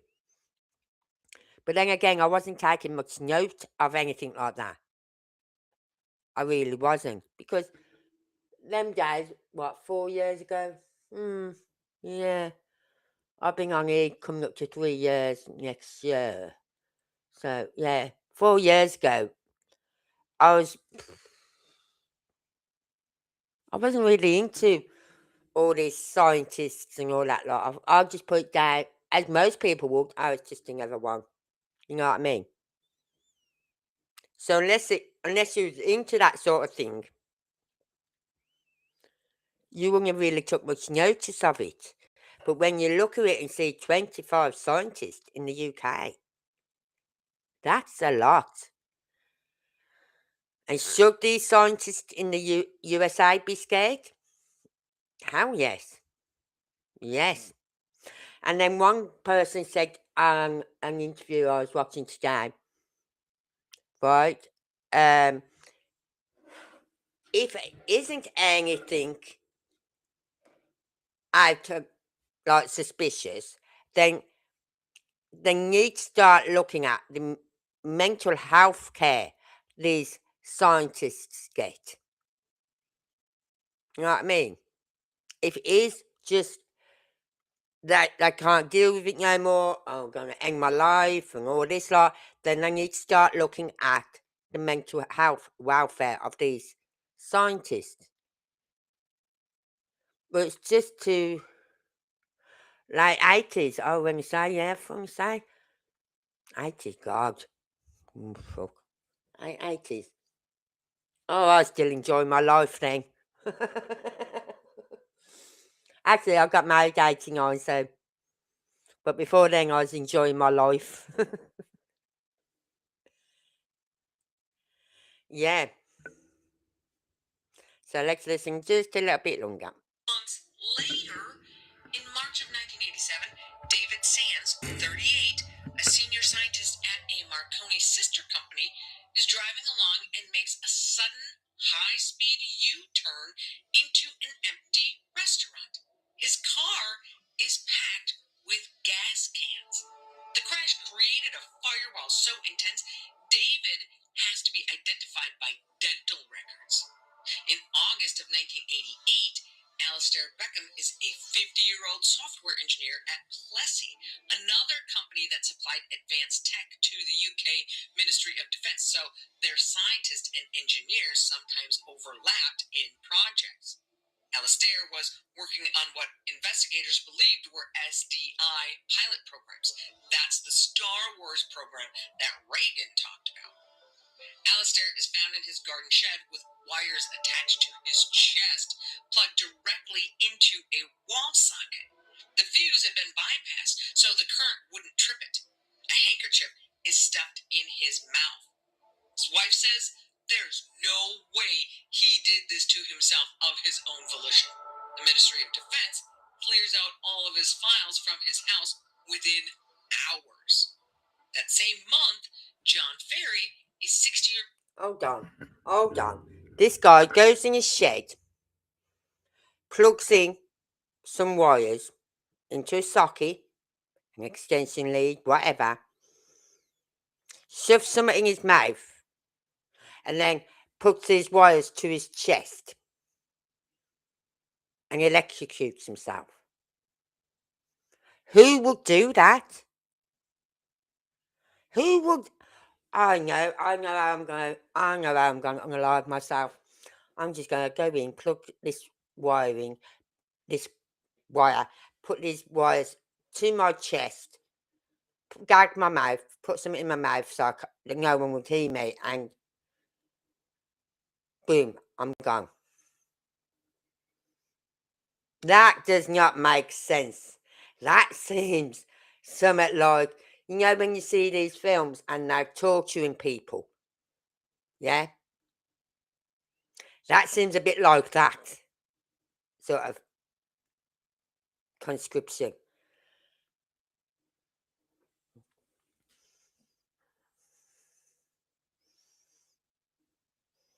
I worked in mental health for 30 years and I have not seen this many self-delete compared to just the scientists. The rate is way higher than people with depression that you expected. Yes. So, we're going to listen to another short clip in a minute when she finishes out. Marconi marketing director apparently electrocutes himself by jamming wires into his tooth fillings. This is just a few of the cases in that cluster. Journalist Tony... What? No. That would, as soon as that one wire hit that tooth filling, that would be enough to send a shock through through you. You know what I mean? So, how's he going to get wires to two tooth fillings? Oh my lord. No. I'm sorry, UK, I think you need to start looking back at these cases because some of it's definitely out here. Definitely out. has documented 25 cases in his 1990 book, Open Verdict. Clive Jenkins, leader of the ASTMS Union, which is the Association of Scientific, Technical, and Managerial Staffs, called the death rate statistically incredible. Members of Parliament demanded an inquiry. The British government under Margaret Thatcher poo-pooed the whole thing, saying it was all just a big coincidence. Yeah. Just a few people having personal issues with their high security clearance, high stress jobs. And before you decide to agree with her, just know that multiple victims had complained before their deaths about being assigned impossible or unscientific tasks. Some of them were planning to quit. Others had scheduled meetings with members of Parliament. And after their deaths, Ministry of Defense teams sometimes arrived to clear out their files before the families could even process what had happened. Now, finally, we need to talk about Amy.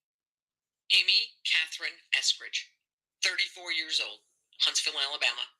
She died on June 11th, 2022, from what has been reported as a self-inflicted gunshot wound to the head. Neither the police nor the medical examiners in Huntsville have publicly released any details of an investigation. No police report, no autopsy findings, no coroner's statement. Nothing. A young woman dies, and the public record is a black hole. Before her death, Amy was researching and attempting to develop anti-gravity technology. She graduated from the University of Alabama in Huntsville with a double major in chemistry and biology. She became an interdisciplinarian who mastered electrical engineering, physics, and genetic engineering. She co-founded the Institute for Exotic Science with her father, Richard Eskridge, a retired NASA engineer who specialized in plasma physics and fusion technology. Together, through their company, Holocron Engineering, they delivered presentations about gravity modification experiments and historical anti-gravity research, including references to alleged classified programs developing triangular anti-gravity craft. Now, Huntsville is not a random place for this kind of work. It's one of NASA's most important hubs. In Amy's words, now, like, Huntsville is the Silicon Valley of government national security technology and intelligence community technology and aerospace technology. And it has a very specific history with gravity research that should raise eyebrows. A Chinese-American physicist named Ning Li worked at the University of Alabama. That was it. I knew there was someone who was due to give evidence. She just totally said it there. You know what I mean? In Huntsville on anti-gravity theories involving superconductors. She left in 1999 to start a company called AC Gravity, reportedly funded by the Department of Defense. After 2003, she essentially vanished from public life. She was later hit by a car on the university campus in 2014, suffering brain damage that led to Alzheimer's. She died in 2021. The timing of that hit and run occurring after years of deeply secretive DoD-funded work raised considerable suspicion.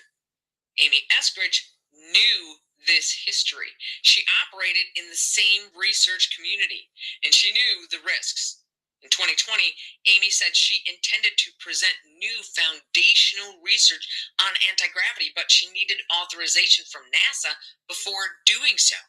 And that authorization apparently never came. And then there are the things that she said on camera.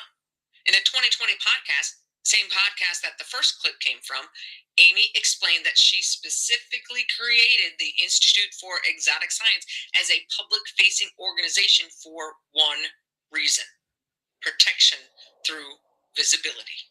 If you stick your neck out in public, at least someone notices if your head gets chopped off. If you stick your neck out in private, they will bury you. They will burn down your house while you're sleeping in your bed, and it won't even make the news. That's why the Institute exists. She also said the threats against her were escalating, that she needed to publish her research soon. And during a Q&A session at one of her earlier presentations, audience members revealed that other scientists working in the same field harbored fears of disappearing, not as a hypothetical, as a real concern. 2 years later, Amy was dead, and the Institute for Exotic Science shut down. Its website went dark. Her father, the retired NASA engineer, has not publicly spoken.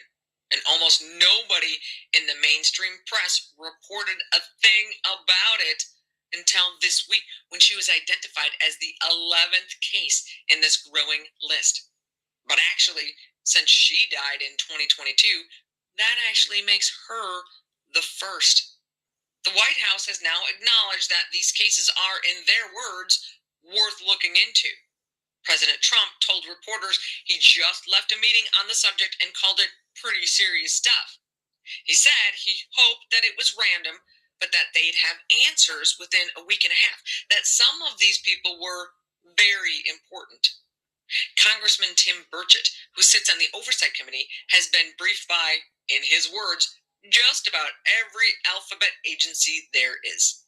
When he was asked about those cases, he didn't mince words. I just know there are no coincidences in this town. He said the only thing tying these people together is that they worked on things dealing with outer space, nuclear secrets, or missiles. And then he said something that stopped the interviewer cold. He said he'd been briefed on something 2 weeks ago that would have set the country on fire if the public had heard it, that people would demand answers. And then he added, very deliberately, And for the record, I'm not suicidal, and I don't take risks. when a sitting member of Congress feels the need to publicly announce that he's not suicidal, pay attention. When he He said that because he knew that if he knows that because of what he's just said in that interview, right? His life, he's put his life on the line. So it's sort of like saying, if anything happens to me, it's not because I'm suicidal or anything like that. I don't suffer with depression, anxiety, right? Look deeper. And everyone would think President Trump is the top man.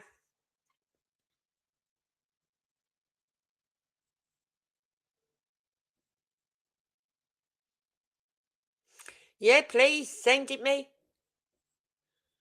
Right? And, but I'll tell you now, there's organisations, the alphabet organisations, that are higher than Trump. Right? There are these alphabet agencies they have a lot more pulling power when it comes to anything like this that we're listening to than Trump.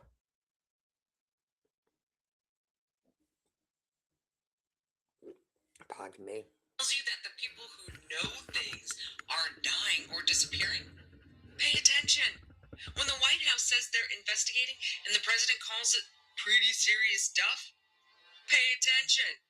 Because someone is paying very close attention to the people who know America's deepest secrets.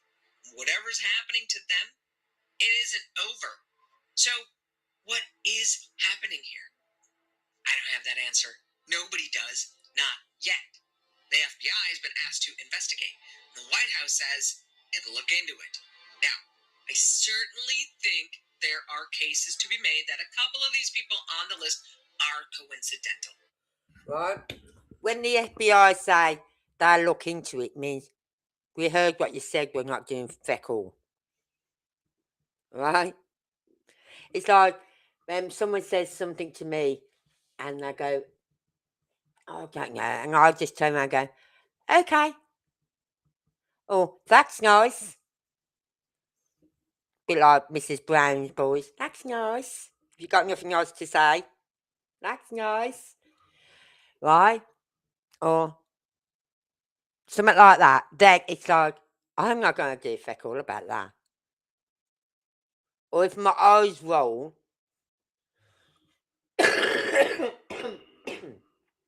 or walk away from you, then I'm definitely not going to do anything about it. It's like, no, not going there. Not going there. Right? So we're going to finish that there. Jason Thomas. I'm going to use that. He was involved in cancer research. He had nothing to do with any state secrets. Yeah. Of course, that doesn't change the fact that his disappearance and death make absolutely no sense. That's what I thought, that Jason guy, the one who disappeared, who was doing the cancer research. I'll tell you why. Because, as I said, I was watching a video today and this guy was showing he worked on this cure for quite a while and he come up with this simple, very simple cure sort of thing. And I'm going to have to try and find that video out. And he died, or he went missing. I'm thinking, what? It's because they don't want a cure for the big C. They don't. Right?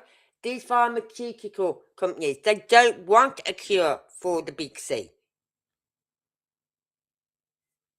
Because it's money coming in all the time for the medication and all that lot. And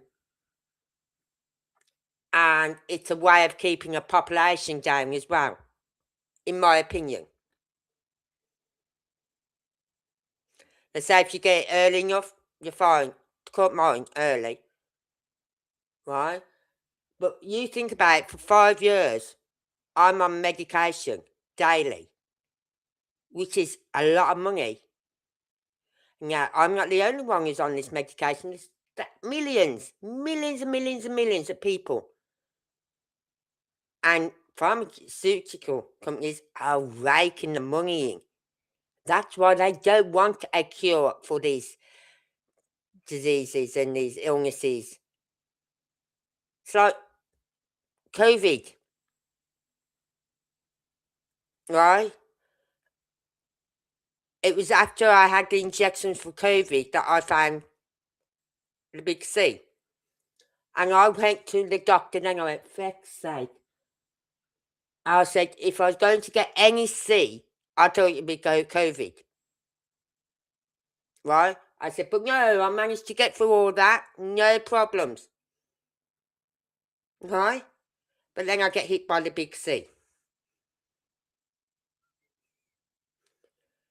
So, but I think I had COVID in 2019. because that year my mum died, right? And I'd been down to Birmingham. I was down there 3 weeks. 3 weeks. It was doing my head in, literally screwing with my head being down Birmingham for that long. Anyway, I come home. I get home to Dundee, and then I had to go back down to Glasgow to my daughter's because we was going to the funeral a week later, about a week or so later. So I go down to Glasgow, meet up with my daughter and her partner. We go down to Birmingham. We get down there, I think, like the day before the funeral. We went to the funeral, went to the wake, got back in the car, come home. Got back to theirs, I stayed at my daughter's for the night, come back home the following day. So in 3 days, well, in just over a week, I travelled back from Birmingham, then down to Glasgow, then down to Birmingham with my daughter and her partner, then 2 days later, literally 2 days later, back to Glasgow, then a day later back to Dundee. And then, literally 2 weeks, 3 weeks later, I was down at my daughter's again for Christmas. So over Christmas, I was wiped out. Honest to God, I went out with my daughter and I was having trouble breathing. Really having trouble breathing one day. And so I get back to her house and I just slept on the sofa, fell asleep on the sofa. After that, I was fine. I was fine. So I just put it down to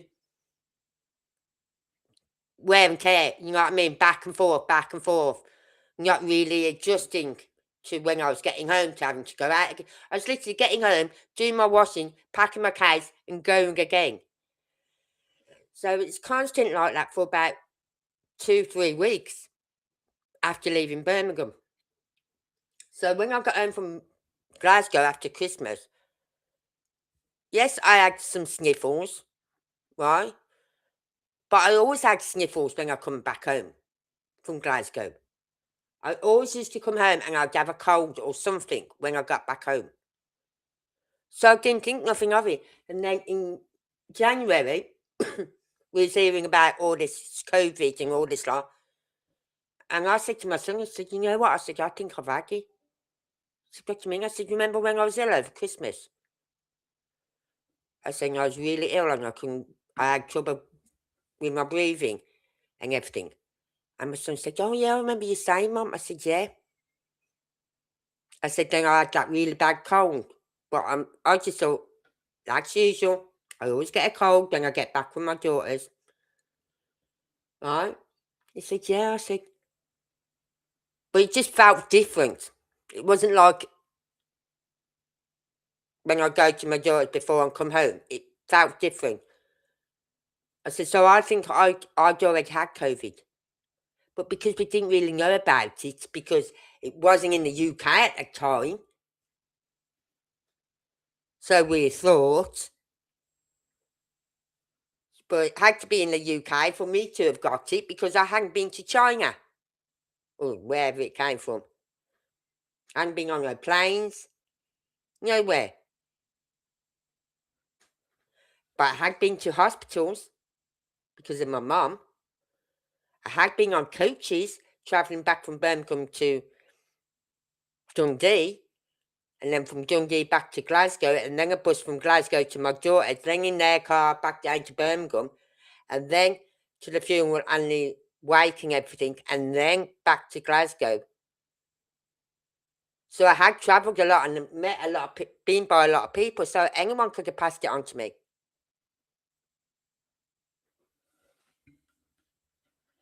And I don't want free energy even now.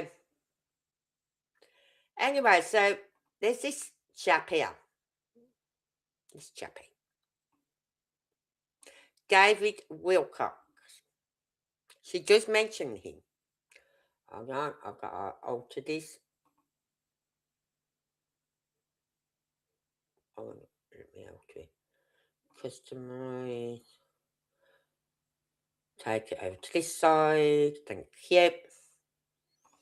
right? This is what I like about this app. I can move my picture from the corners to the middle, all four corners to two, all the middles or center. I love that. You know, oh, why is this showing up and not? Oh, fuck's sake. Hold on. Is that it? No, that ain't it. I've got to take that off. And then, okay, I've got to open a new window. Close this, delete that, so I can open a new window. Add scene. Right. And I came across this the other day and I thought, oh, this is right down New Rose High Street. You know what I mean?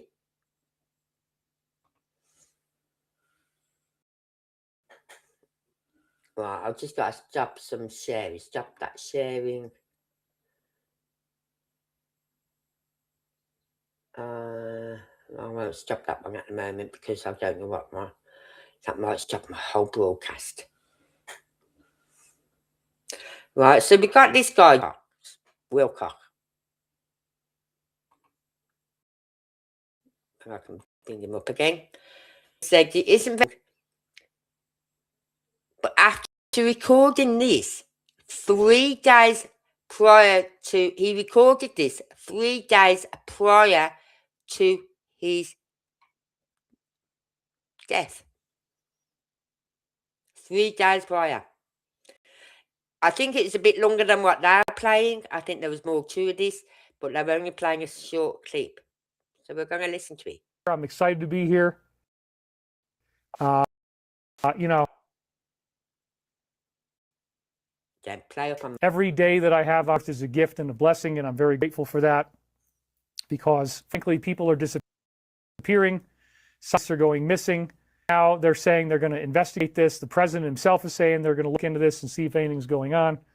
It's a little bit scary. I got to say, it's a little bit scary, but you guys knew that I might still show up even though it was last minute and I've had a really rough week. Like, you know, that's kind of like every week, but somehow we keep on making it through all of this.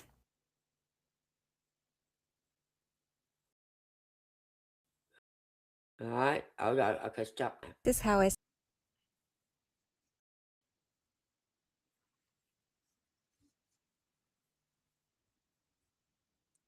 I'll show up.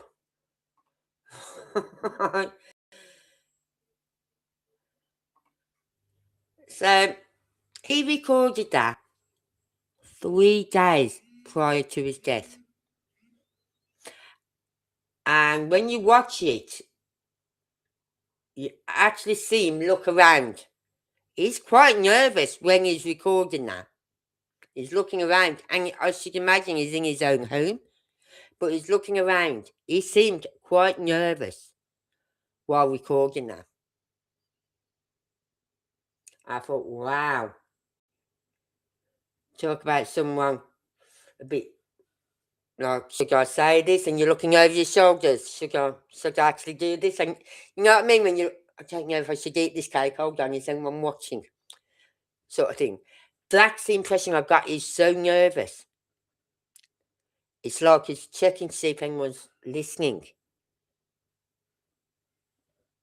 And that was 3 days prior to his death. So something is seriously wrong here. Yes? Yeah? Michelle, hello.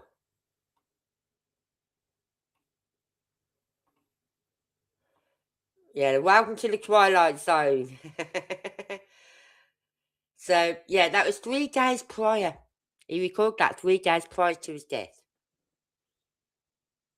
And that's why when that woman said in that interview, when that guy said what he did, and he said, and I'd just like to say I am not suicidal.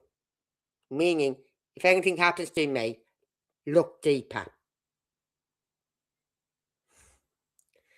Because do I get nervous as they are listening to you? They affect themselves if they are. Ugh. Oh, I didn't get nervous. I'm not sitting here looking over my shoulder thinking, is anyone listening to me? You see, because I don't understand a lot of this. Yeah, you need your king hat. You need your king hat, Michelle, because it's just doesn't make sense. Every one of those that have gone missing have either gone missing on a hike. Now that Reza woman, have I got her info up here? No, I think I've closed that page down. Yeah, I have. Hang on. Monica Reza, she went hiking. So she should have had a phone on her or a watch on her. You know what I mean? Something to give out her GPR. Because she was going hiking. She was with friends. She'd set off. She'd actually got in the car, drove to this area, got out the car, got the rucksacks on, whatever they needed to do, and set off on a hike. A hike that she has done plenty of times before. A route she knew very well, like the back of her hand. This hike to her is like me walking to Asda and back and tiring myself out. That hike was nothing for her. So she would have had a phone or a watch, right? And some people, when they go on hikes, take an internet phone, right? Where if they are injured, they can call for help on that. In case there's no signal where they are. They take a special phone. But, so her disappearance does not make sense to me. If she just wanted to disappear and never be seen again, why go on a hike with two friends? That's only throws suspicion even more, I think. If she could just go on a hike herself, never to be seen again, then you could have probably thought, okay, she could have found, she could be down a ravine. They found her red hat, her red beanie hat, down a ravine. But not her. And the dogs did not track her from that spot. They didn't track her going. They didn't track where she coming, where she left. It's as though she had never been in that spot. So anyone could have just thrown a hat down there. For heck's sake, even she could have thrown it herself. And then you got those people saying they heard like someone shouting like in anger or something about 2:30. Well, I'm sure to how she will not still be on that mountain at 2:30. And if she'd fallen and hurt herself, I'm sure to how someone would have heard her before 2:30 in the afternoon. Her friends would have heard her if she'd fallen. Her friends never heard anything.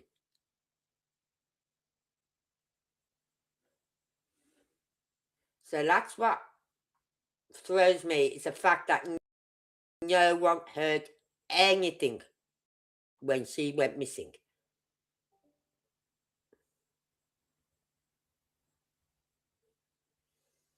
Right?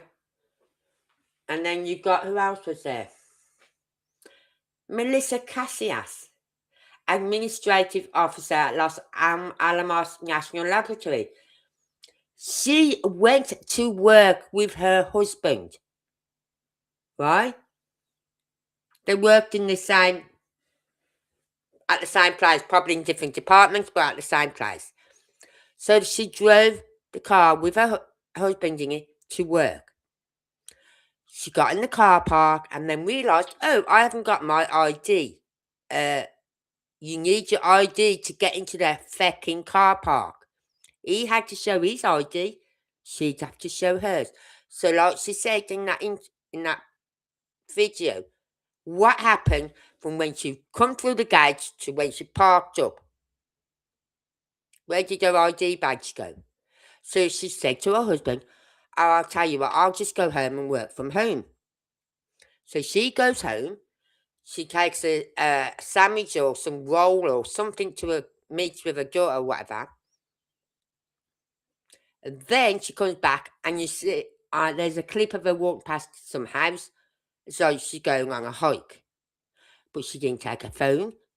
Well, 2 phones, a personal phone and a work phone. Both left at the house, both reset. Right? Both phones were reset. She left her watch. She left her car keys. She left her wallet. Everything. She left. And goes off walking. That isn't someone who goes hiking will do that. She's known to go hiking. You know what I mean? So she knows what to take when they go hiking. In fact, all these people who go hiking know what they need. They know to take plenty of water. They know to take some form of communication.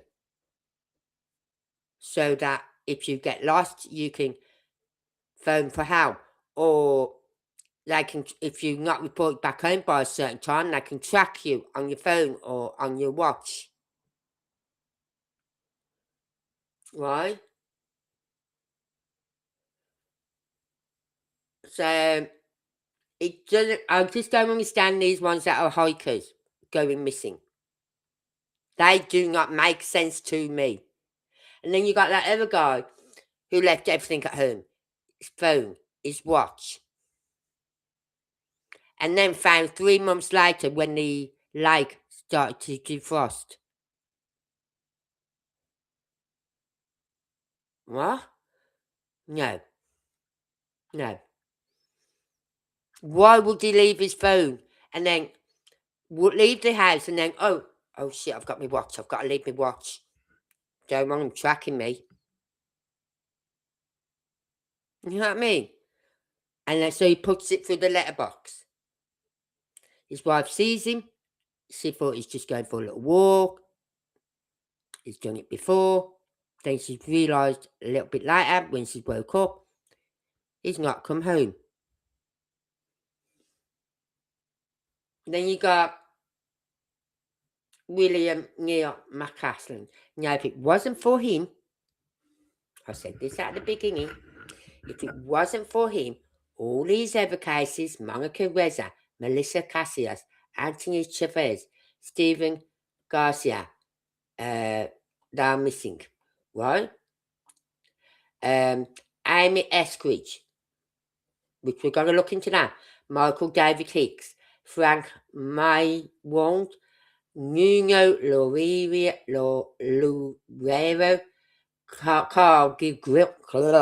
Carl Gilmore, and Jason Thomas. Right? No one would have batted an eyelid.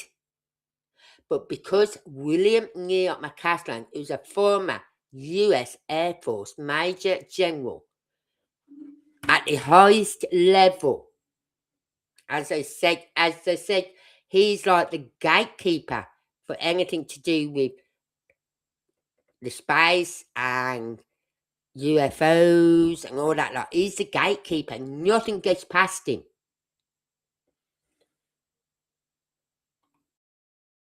So if it wasn't for him, all these other cases wouldn't.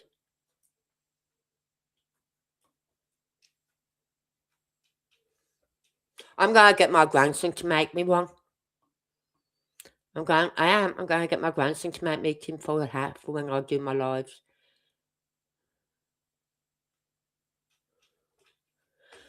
But this is it, Nero. We're not getting any information on any of it.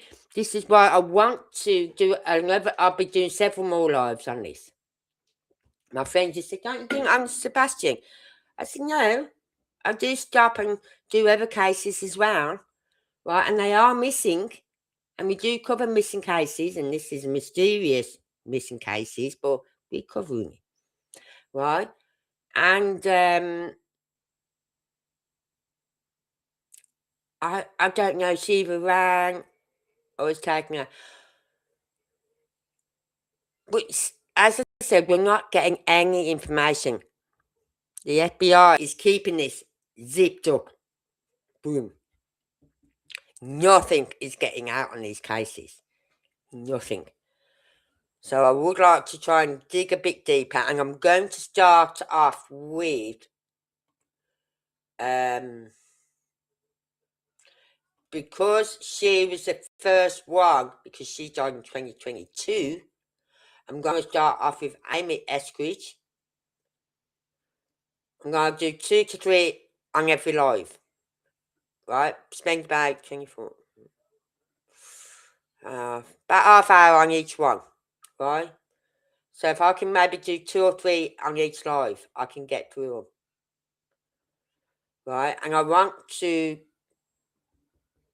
do it in the order that they went missing. Date order.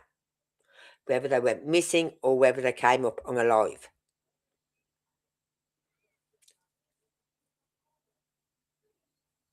Because that self-inflicted gunshot wound, Amy Eskridge, she was out on video, putting videos out there, as you heard her say, if you go public, then you get noticed. If you stay private, you won't. No one knows you. No one even thinks about you. So she was probably took out because she was so vocal. And it wouldn't surprise me if she was going to be saying something at the boxing game as well, the hearing.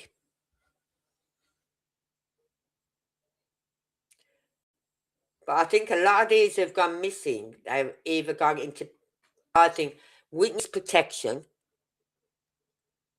or,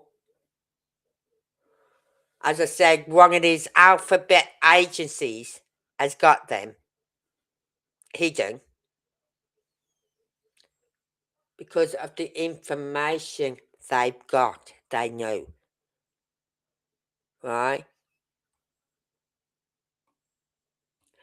And we don't know, like, we know, like, 2 of them were shot at their home.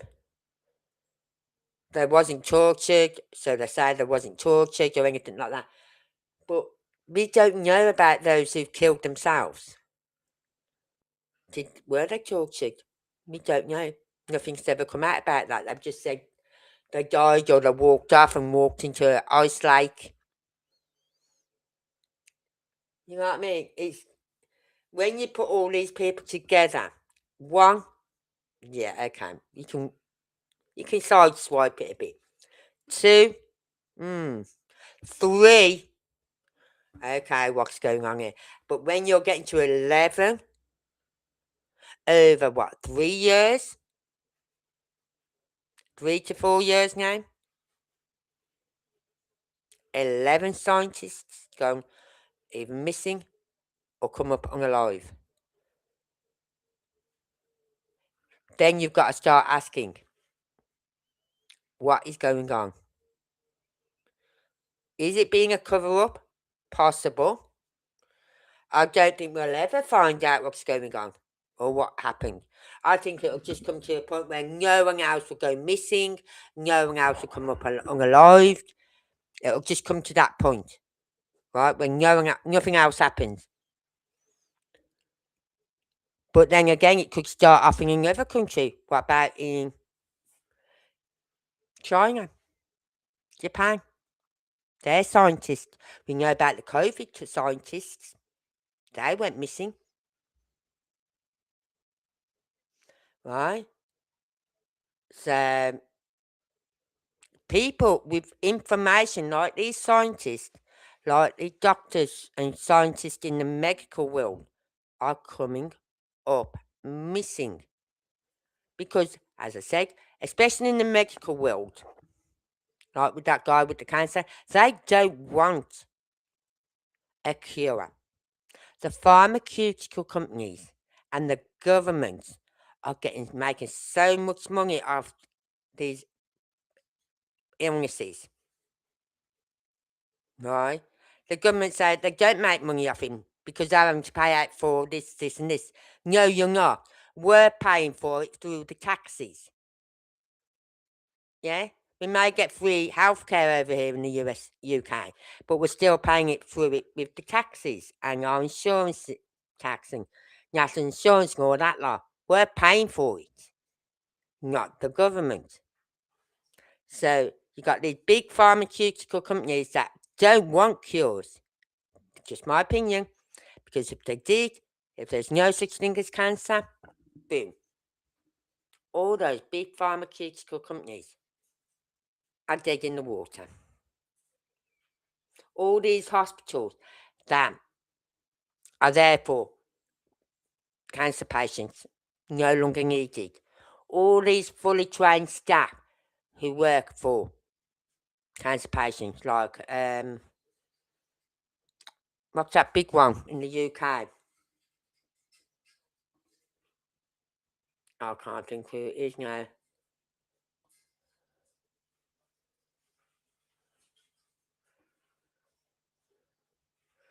I'm trying to think who it is.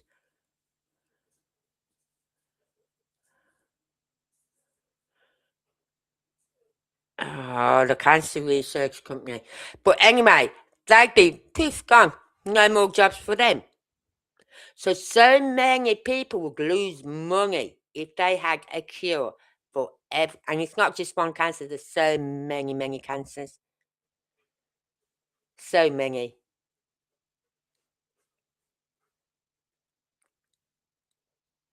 Amy said there was not aliens but humans. If the future came back as a massive catastrophe, it's in video. I'll find and send.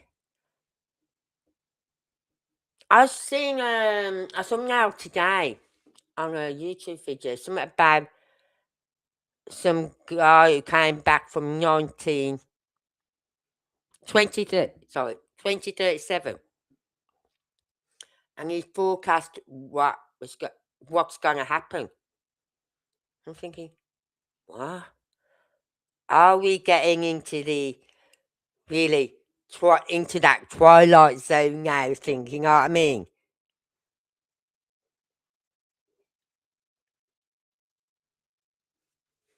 Yeah, Trump haven't said they exist. I always said there's got to be another form of life somewhere. We can't be the only planet in the whole universe. We can't be. But the universe is so massive. We'll never know. Not in our lifetime, not in my grandkids' lifetime. We'll never know.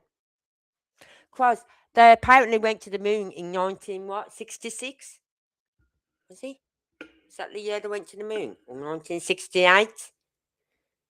And now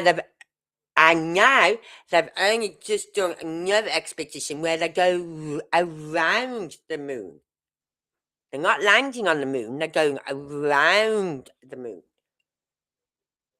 I'm thinking, why has it took you this long to get another spaceship up there to do this? Why? I'm 60, so it's took you like 50 some odd years to get another fucking spaceship up there just to go around the moon. Yes, it'll be taking videos and photos and footage of the moon and all that lot.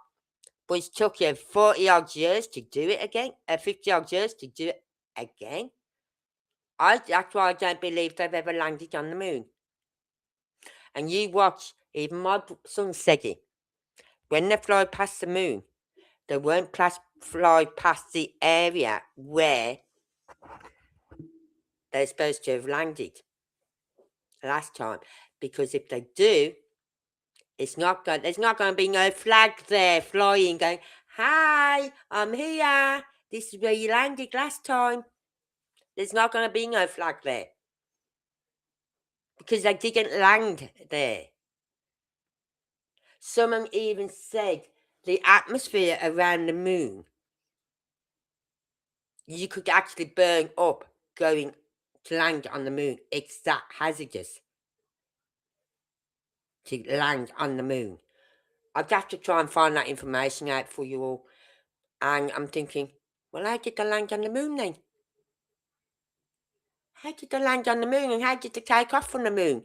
If there's this like layer, like we've got the ozone layer, there's like that sort of thing around the moon, but a lot more hazardous than our ozone layer. And I'm thinking, so if that's the case, how did they land on the moon? I've always said that I haven't landed on the moon. These flat earthers, don't get me mixed up with them. I'm not a flat earther. I do believe the earth is round. Right? But I don't believe we went, and I don't believe we landed on the moon. I'm not saying I don't believe we went to the moon. Possibly we went there, but we didn't land on it. You know what I mean? So when they go around the moon, they're not going to go round past that area where the spaceship apparently landed the first time. Because they say the footprints on the moon from their boots will still be there. And if they've got the photographic cameras that they do, they'd be able to see them footprints. Plus they'd see their flag that they put up. Right? And something about the base of the ship when it took back off again, it would have left a crater or a mark there. I'm not sure. But there'd be signs and evidence of where they're landing. They're not going to fly past that area. They're flying around it, but not that area where they landed. But yeah, if you want to send me that video, send it me, Neuro, and I will look at it and we can dissect it ourselves on here. Because everything said on here is allegedly, and in my opinion, and speculation. And tonight is purely speculation. Because we don't know what's happening.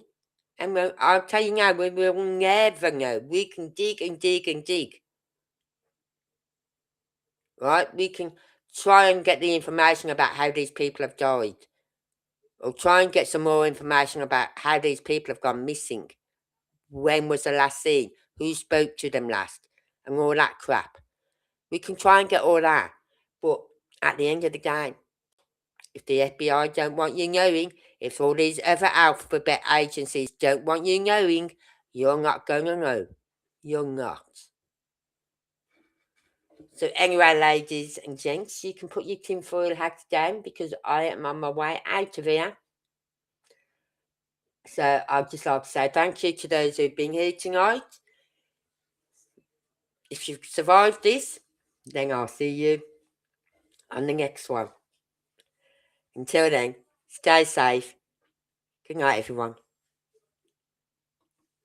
I don't ever slow up, no I don't take shit. I got no love for the fakeness. If you wanna play tough and wanna hate this, I'll always show up. I don't ever slow up, no I don't take shit. I got no love for the fakeness. If you wanna play tough and wanna hate this, I'll always show up and make a statement. I don't ever slow up, no I don't take shit. I got no love for the fakeness. If you wanna play tough and wanna hate this, I'll always show up and make a statement. Everything I do so instinctive and so passionate. Every word I move so descriptive like an adjective. I got a vendetta against people who patented being negative when you should be getting after it. I got facts over tracks, this and that, spitting slow, spitting fast. I could roast, I could gas, think I'm okay at last, but I don't know if that can erase all the past. And the pettiness, a reflection of the emptiness. Hilarious, you think you're worth my time, you're delirious. Mysterious, because you hide behind a fake exterior. Inferior, you know I'll always be a bit superior. Get off of me, this ain't no humble brag. I want you to hear words, you can say them back. I want you to feel free from the chains that last, and to believe in what you got, it was built to last, yeah.